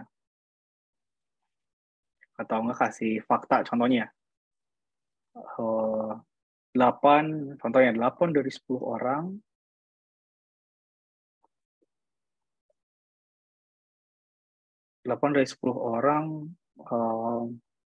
males berinteraksi dengan konten yang udah basi gitu, dengan konten yang tulisannya basi ya. Contohnya gitu ya. Sudah gitu kita kasih si desire-nya. Desire-nya kita kasih benefits aja, kita kasih benefits-nya ya. Belajar di nulis, jadi lancarnulis.com dan sekarang dan dapatkan contoh tadi apa sih? 50 template copywriting gratis, materi copywriting lengkap A sampai Z. Terus udah gitu grup diskusi bersama mentor, dan satu lagi sertifikat penyelesaian.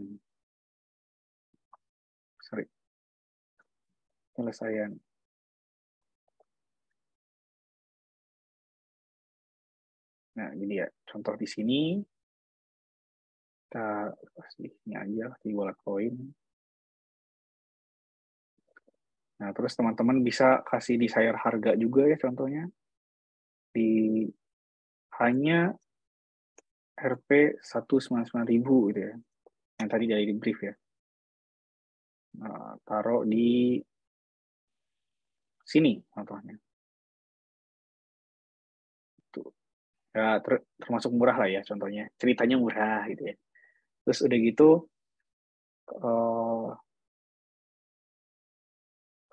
di sini kita kasih ajakannya.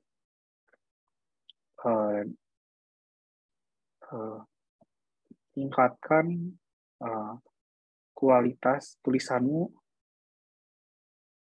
sekarang. Daftar di lancarnulis.com. Itu sih, kita bold biar orang-orang bisa gampang nge-track-nya.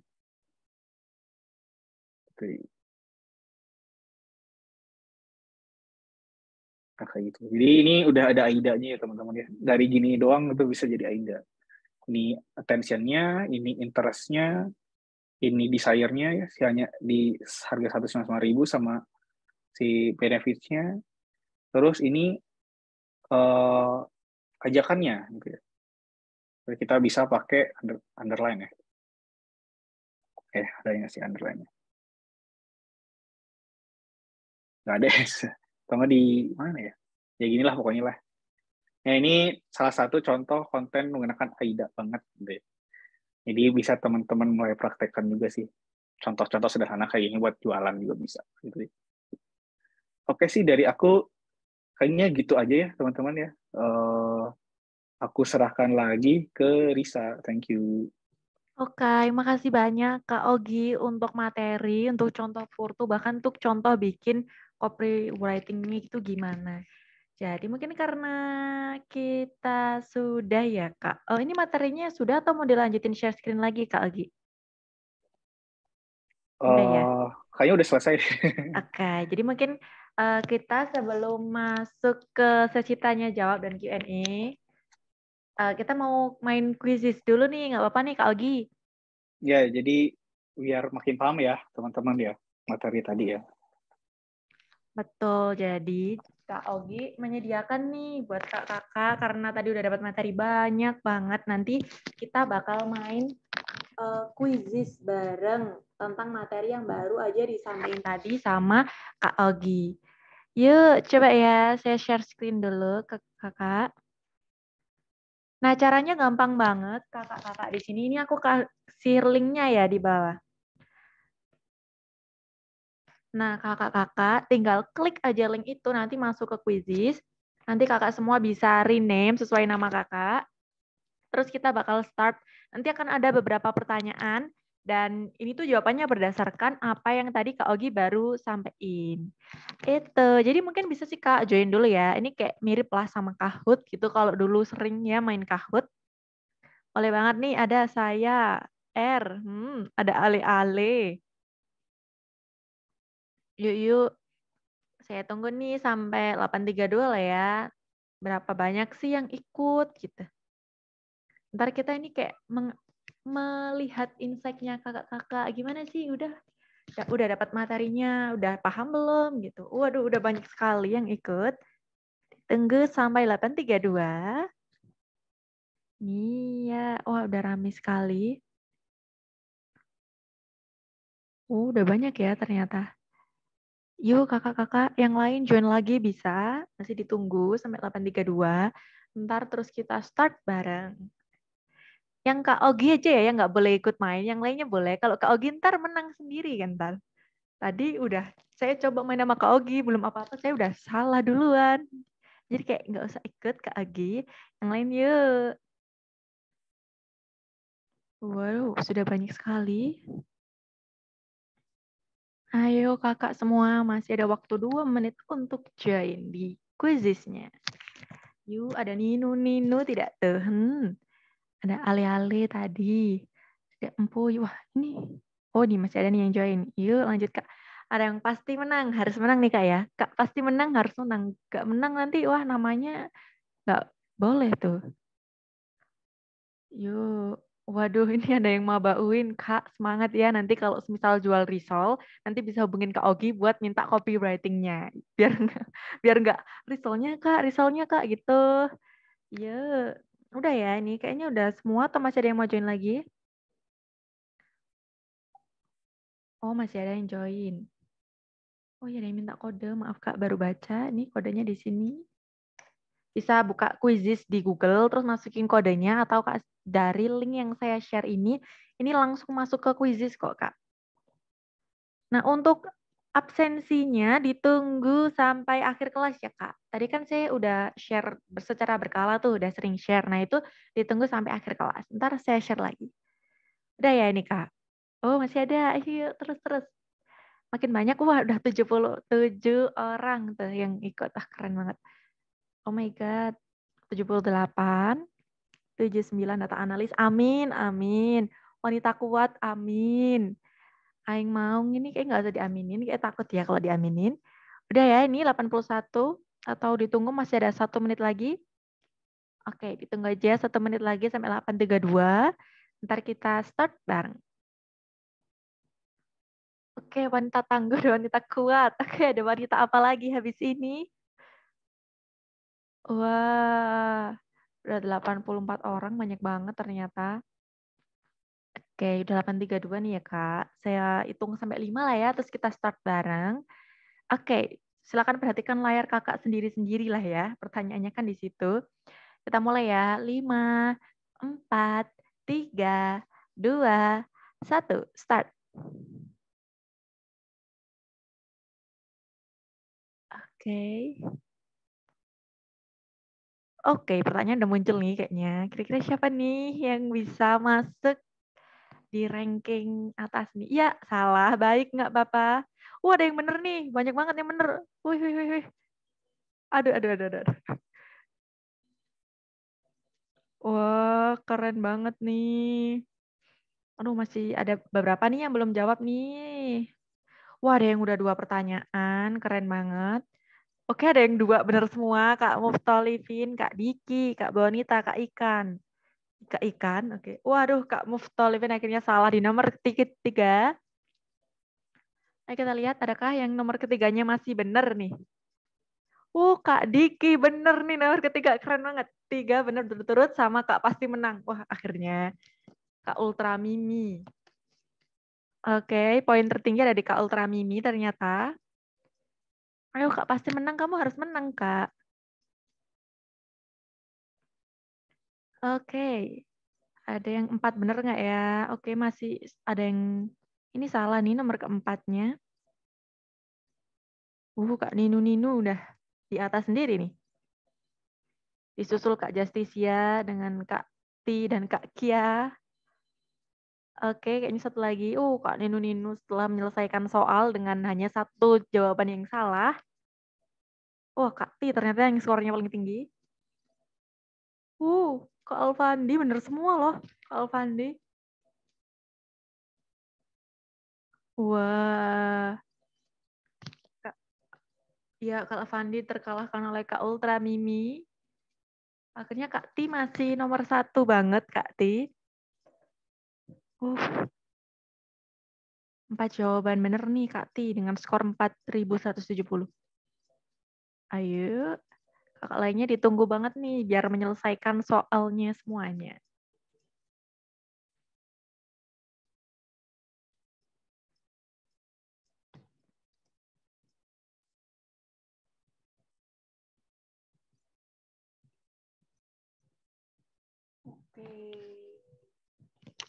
Oke, masih ada beberapa yang belum menyelesaikan nih ternyata.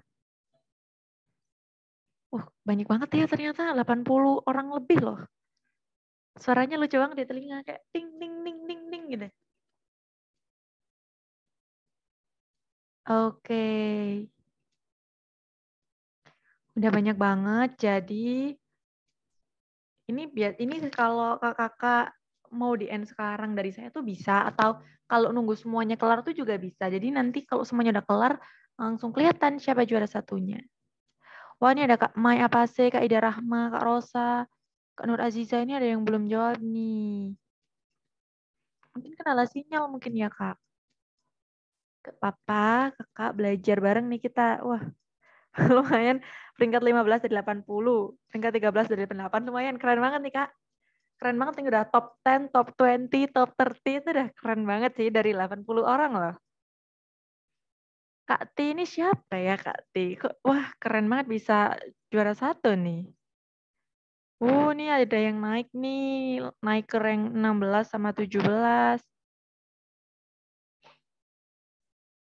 Wah. Oke, wah masih ada yang mau menjawab. Ya, ini ada Kak Rubab Repicep, ini bacanya agak Thailand gitu atau gimana nih, Kak? Kok susah ya pronunciation-nya? Keren banget. Ya, karena sudah banyak banget yang jawab dan ada ya beberapa yang kayak ketinggalan jawaban atau gimana. Ini ada beberapa yang belum jawab ternyata. Ini kayak Kahoot ya, Kak. Jadi kayak siapa cepat jawabnya poinnya tinggi. Tapi harus benar. Kalau salah tetap salah sih. Keren banget nggak sih? Ini Kak Rubab Repicep. Waduh. Kakaknya naik langsung ke ranking 1. 4.310. Terus Kak Apase naik ke ranking 2. Ternyata kukira Kak Ti akan ada di atas terus, ternyata disalip oleh Kak, ya itu Kak Rubab Repicep ya. Oke, ternyata tersalip oleh Kak Alvina jadi 4.700. Keren banget. Ada Kak Nur Aziza di posisi nomor 2. Oke, kita tunggu sampai 8.38 lah ya, Kak. Oke. Sampai 8.38 ntar kita end. Jadi kelihatan nih siapa ntar yang menang. Siapa? Oke, Kak siapa? Naik jadi 5.200. Kak siapa? Ternyata bisa naik-naik gitu ya nilainya. Keren banget. Udah 88 dan nih. Oke, 838. Kita end ya. Playersnya nambah jadi 101 ternyata. Wah. Nih, Kak siapa akhirnya naik nih paling atas ternyata. Oke, karena udah 838 nih, saya izin end ya Kak Ogi, karena udah banyak banget yang jawab ternyata.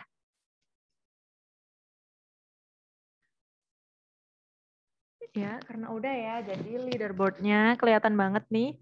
Yang menang adalah top 5-nya. Iya, Kak Azari naik. Ada Kak siapa, Kak Alvina, Kak Azari, dan Kak Nur Aziza. Sama Kak Rubab ternyata nomor 5, turun ya. Apa-apa Kak, ini kan emang pemahaman materi ya, jadi ini kayak bukan menang, bukan kalah, tapi emang paham nggak sih sama materi yang barusan diberikan sama Kak Agi. Jadi saya end ya. Oke, sudah di end. Wah, ada top 3 nih. Ada Kak Alvina juara 3, juara 2 ada Kak siapa, dan yang pertama ada Kak Azari dengan poin yang paling tinggi. Wah, selamat nih Kakak buat yang poinnya paling tinggi, berarti emang ini paham banget ya materi yang disampaikan sama Kak Oki barusan. Jadi kita mungkin langsung aja ya, karena kita udah nih selesai kuisisnya. Kita lanjut ke sesi Q&A karena banyak banget nih ternyata yang udah nanya tadi di kolom chat ya Kak.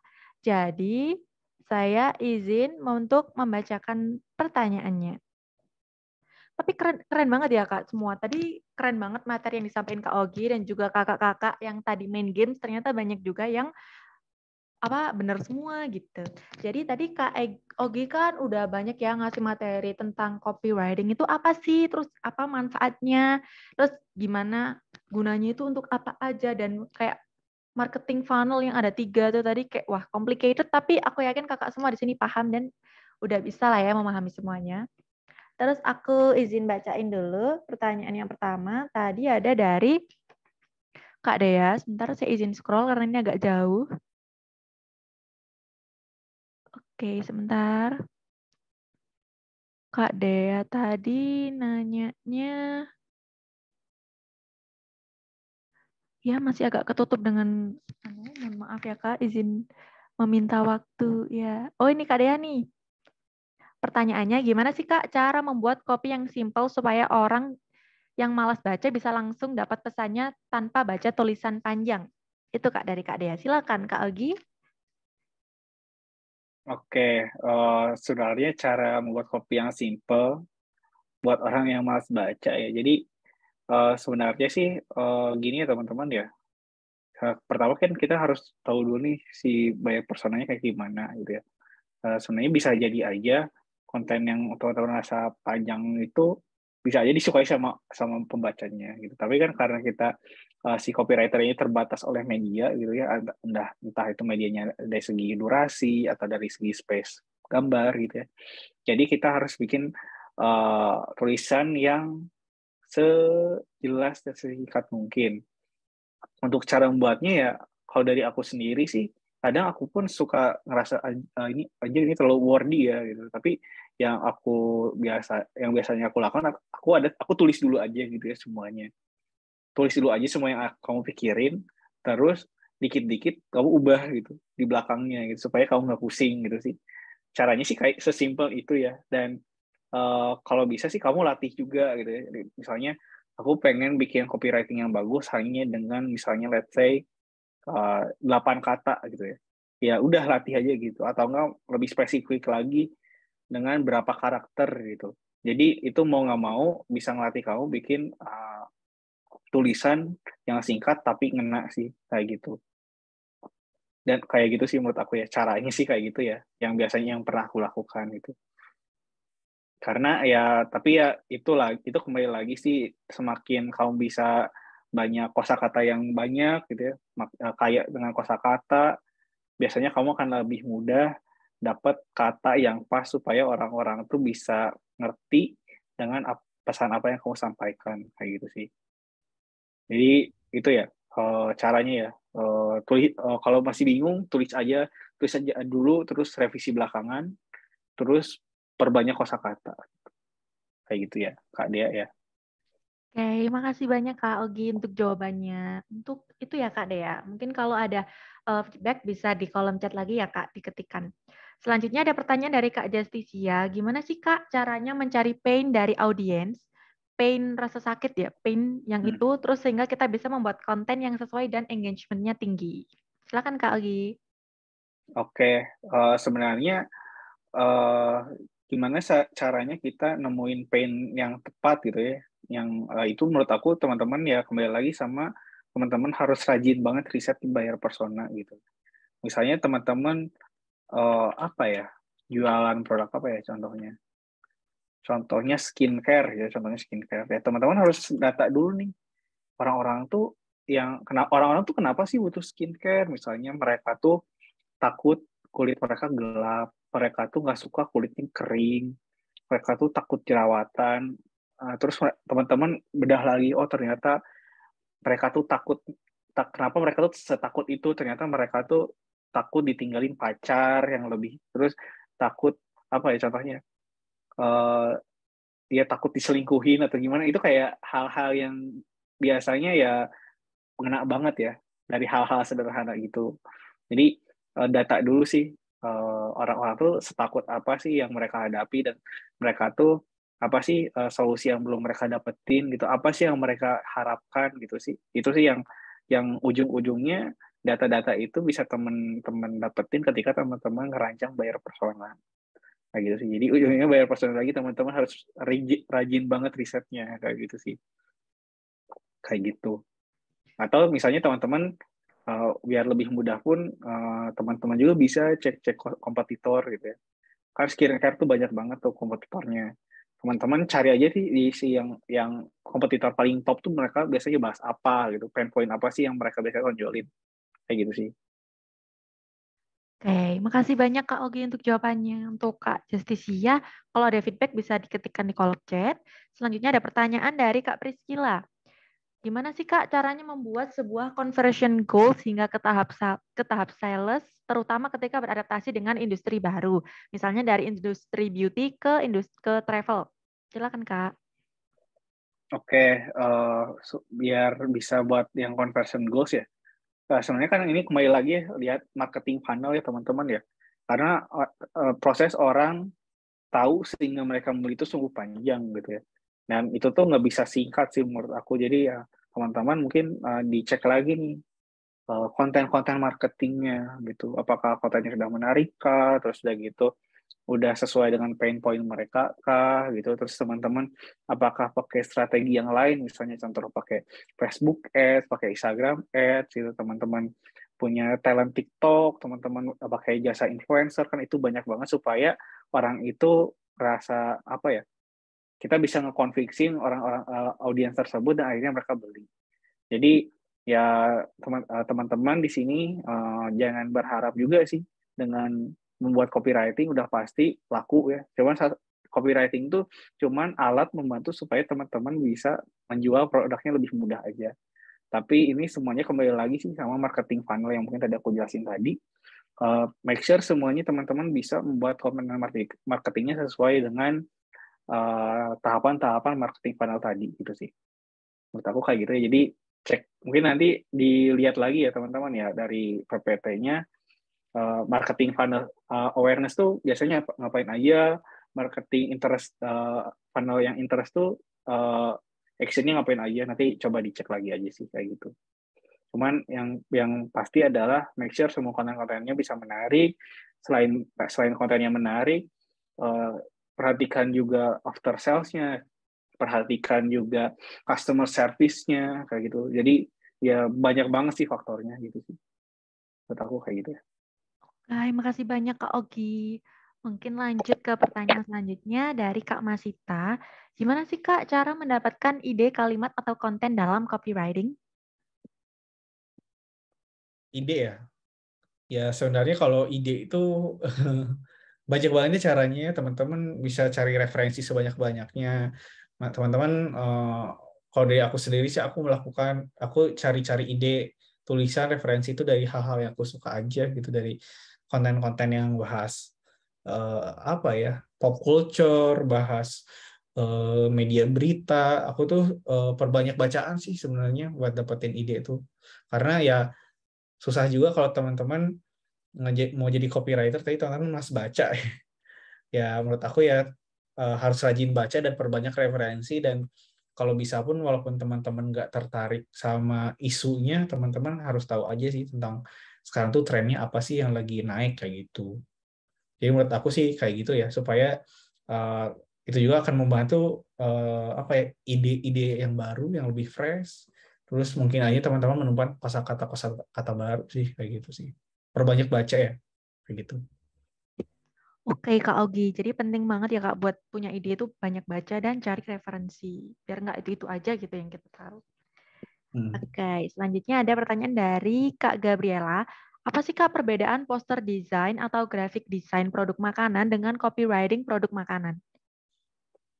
Oke, kalau misalnya dari aku, kalau graphic design produk makanan ya, Oke, kalau mungkin produk desain produk makanan tuh ini correct me if I'm wrong aja ya. Jadi kalau misalnya yang aku tangkap sih, kalau copywriting produk makanan tuh mungkin lebih ke cara kita ngasih captionnya aja ya, kayak gitu, menjelaskan apa itu produknya gitu. Kalau buat graphic design ya mungkin sama foto produk kan beda ya. Kalau graphic design kan pasti udah ada kasih elemen-elemen tertentu gitu sih. Jadi menurut aku perbedaannya di situ. Kalau copywriting-nya lebih ke mungkin ke caption-nya, cara menjelaskan makanan ini tuh seperti apa gitu ya. Kan contohnya tadi tuh kalau makanan tuh biasanya pakai apa ya? Copywriting-nya agak unik ya teman-teman ya kalau untuk produk-produk makanan. Biasanya kita pakai sensory word gitu. Daripada biasanya copywriting makanan yang gagal itu adalah ngasih tahu makanan ini enak gitu ya. Itu adalah salah satu contoh copywriting yang jelek menurut aku. Kan biasanya karena itu nggak ngebayang, kan kita tuh sulit ya ngebayangin makanan enak ya. Copywriting makanan yang bagus tuh contohnya adalah kue ini manis dan lembut, kan itu orang lebih kebayang ya. Atau enggak gorengan ini sungguh renyah dan crispy gitu kan, itu lebih kebayang ya kayak gitu sih. Jadi itu juga sih salah satu contoh copywriting makanan lebih baik pakai sensory word kayak gitu. Ayam ini juicy banget gitu kan, itu oke ya, lebih daripada enak gitu ya. Tuh, dan kalau itu artinya adalah gimana caranya kita menjelaskan bagaimana makanan itu secara tulisan sih. Kalau graphic design makanan kayaknya lebih ke arah visualnya aja sih kayak gitu. Baik, makasih banyak Kak Ogi. Kemudian ada pertanyaan dari Kak Hani. Kalau menemukan copywriting yang agak sama padahal nggak ada niatan kopas itu gimana ya Kak etikanya? Apa ya udah nggak apa-apa atau gimana? Karena pasti ide itu nggak bisa beda jauh gitu Kak. Oke. Kalau menurut aku sih, kalau bisa sebisa mungkin kita tuh harus punya keunikan sendiri ya dalam tulisan kita sih. Jadi hindarilah kopas-kopas banget, atau make sure juga tulisan kamu tidak mirip dengan siapapun gitu ya kan, karena kita pun sebagai penulis konten biasanya kita juga menjunjung tinggi originalitas kayak gitu kan ya. Nah, saran dari aku adalah ya perbanyak referensi gitu, karena emang benar sih kata kamu gitu, nggak bisa ide itu ya bisa datang dari mana aja. Nah, tapi saran dari aku perbanyak referensi, pakai metode ATM. Kalau bisa kamu ambil 20 referensi dijadiin satu konten, jadi orang tuh bingung gitu, oh ini tuh kopas dari konten mana kayak gitu, karena itu mungkin lebih bagus ya daripada kamu ngasih plok-plokan satu konten dari plok-plokan ngambil kopas dari satu konten kompetitor gitu. Contohnya itu kan nggak bagus ya. Jadi nama brandnya ntar jadi jelek. Jadi lebih baik kamu ambil banyak referensi, ATM-in jadiin satu. Nah itu sih. Itu kayaknya lebih oke ya. Cara licik yang menurut aku nggak licik sih, lebih kreatif sih cara itu. 20 referensi jadiin satu gitu sih. Itu contohnya ya 20 referensi ya. Jadi ya intinya semakin banyak referensi, kamu makin apa ya? Kamu makin paham cara nulisnya, dan seakan-akan si tulisan itu menjadi tulisannya original. Dan kamu juga sebenarnya nggak masalah banget ketika kamu menulis copywriting, kamu menuliskan opini kamu sih menurut aku. Jadi itu nggak masalah banget sih menurut aku. Gitu. Aku juga suka nulis opini aku tuh gimana ya gitu, tapi tetap aja netral gitu. Kayak gitu sih. Oke, makasih banyak Kak Ogi. Mungkin bisa lanjut ke next question dari Kak Lutfi. Gimana sih Kak cara melatih skill copywriting dan apakah ada wadah atau website untuk berlatih Kak? Oke, untuk melatih copywriting tuh ya nulis. Nulis sih, caranya nulis itu. Kalau websitenya aku sendiri jujur nggak ada ya. Nah, tapi hal yang menarik juga, misalnya kan aku tuh switch karir, aku shifting karir juga dari akuntansi ya teman-teman. Nah, apa yang aku lakukan adalah aku bikin konten yang paling aku suka bahasannya. Contohnya aku tuh kan suka banget anime ya. Aku suka anime, aku suka main game kayak gitu. Aku bahas tentang anime, tentang misalnya filosofi apa ya? Filosofi pantang menyerah dari anime Haikyuu gitu, atau enggak apa ya? Beratnya film Evangelion gitu, contohnya kayak itu. Tapi hal-hal yang aku suka aja gitu, dan media yang aku pakai yang waktu itu ya Canva sih, ya Canva aja sih, aku nulisnya di Canva. Oh ini oh ini strukturnya kayak gini, oh ini aku mau pakai formula AIDA kayak gitu. Jadi ya dari medianya kayak gitu. Terus ya kalau misalnya pakai tools tambahan yang mungkin yang aku tadi bahas tadi ya, kayak Quora, kayak Rimakata, itu bisa jadi salah satu tools ya yang bisa Kak Lutfi pakai ya, kayak gitu. Baik, Kak Ogi. Mungkin lanjut ke next question ya, Kak, dari Kak Den. Kak, kalau mau shifting karir, belum ada pengalaman copywriting sama sekali, dan mau buat porto, itu bahan buat portonya dari mana ya, Kak? Oke, kalau bahannya ya kayak tadi aku bilang ya mungkin ya. Jadi kamu bikin konten buatan kamu sendiri gitu. Dan lebih ketika kamu itu pertama kali kamu bikin konten buat copywriting ya, perlu copywriting, kamu bisa jelasin sederhana apa ya? Ini itu pakai formula AIDA gitu. Kenapa sih kau pakai headline ini? Ini tuh headline-nya pakai jenis apa? Kayak gitu-gitu aja sih. Dan aku sarankan untuk bahas konten yang kamu suka gitu. Karena ketika kamu nulis konten yang kamu suka, biasanya kamu akan lebih paham sama tulisan kamu tuh seperti apa, dan kamu akan lebih mudah juga nulisnya. Kayak gitu sih. Jadi ya untuk orang-orang yang starting karir, cara bikin portofolionya kayak gitu. Bikin konten sesuai imajinasi kamu sendiri itu sih. Jadi kan pastinya karena kamu belum pernah handle suatu brand ya, jadi bikin sendiri aja gitu. Atau nggak produk dummy kayak tadi itu yang skincare ya, itu kan aku produknya nggak ada kan sebenarnya gitu, cuman aku bisa bikin copywritingnya dengan gaya aku sendiri kayak gitu, dan aku pun bisa menjelasinnya, misalnya P dengan formula pas, ini tuh P aku angka problemnya, A ini aku agitate-nya, ini S ini solusinya kayak gitu sih. Jadi kamu juga harus paham juga sih apa yang kamu buat. Kayaknya buat pemula itu wajib banget ya portofolio yang sederhana itu aja sih menurut aku. Jadi jangan mikirin resultnya dulu, tapi gimana cara kamu bisa menceritakan konten yang kamu buat kayak gitu. Oke, Kak. Makasih, Kak, untuk jawabannya. Mungkin lanjut di next question ada dari Kak BB. Indikator kopi yang bagus atau baik itu gimana, Kak? Ya, indikator kopi yang bagus dan baik ya, tergantung. Ini kan kayak tujuannya apa. Tadi kan aku udah kasih beberapa tujuan copywriting ya. Misalnya ada conversion. Ya, kalau misalnya kamu punya target nih, conversionnya 100 orang yang beli itu, ternyata yang beli cuma 2, ya artinya itu harus dievaluasi gitu kan. Atau enggak kamu mau bikin konten meme gitu ya, tapi ternyata yang like misalnya yang engagement-nya di bawah 1% ya kan, yang bagus itu 1% ya, engagement-nya itu 1% gitu ya, at least 1%. Nah, ternyata di bawah 1% artinya meme kamu nggak bagus. Itu aja, jadi lihat lagi dari tujuannya apa gitu sih. Jadi ya kalau buat copywriting ya tahu dulu juga tujuannya apa. Nanti kamu bisa nilai itu bagus apa enggak. Kayak gitu ya. Oke, Kak. Makasih, Kak Ogi, untuk jawabannya. Mungkin karena waktunya udah mepet juga ya, Kak, dengan rundown yang harusnya jam 9. Mungkin kita cukupkan di sini aja ya, Kak, sesi Q&A-nya. Oke.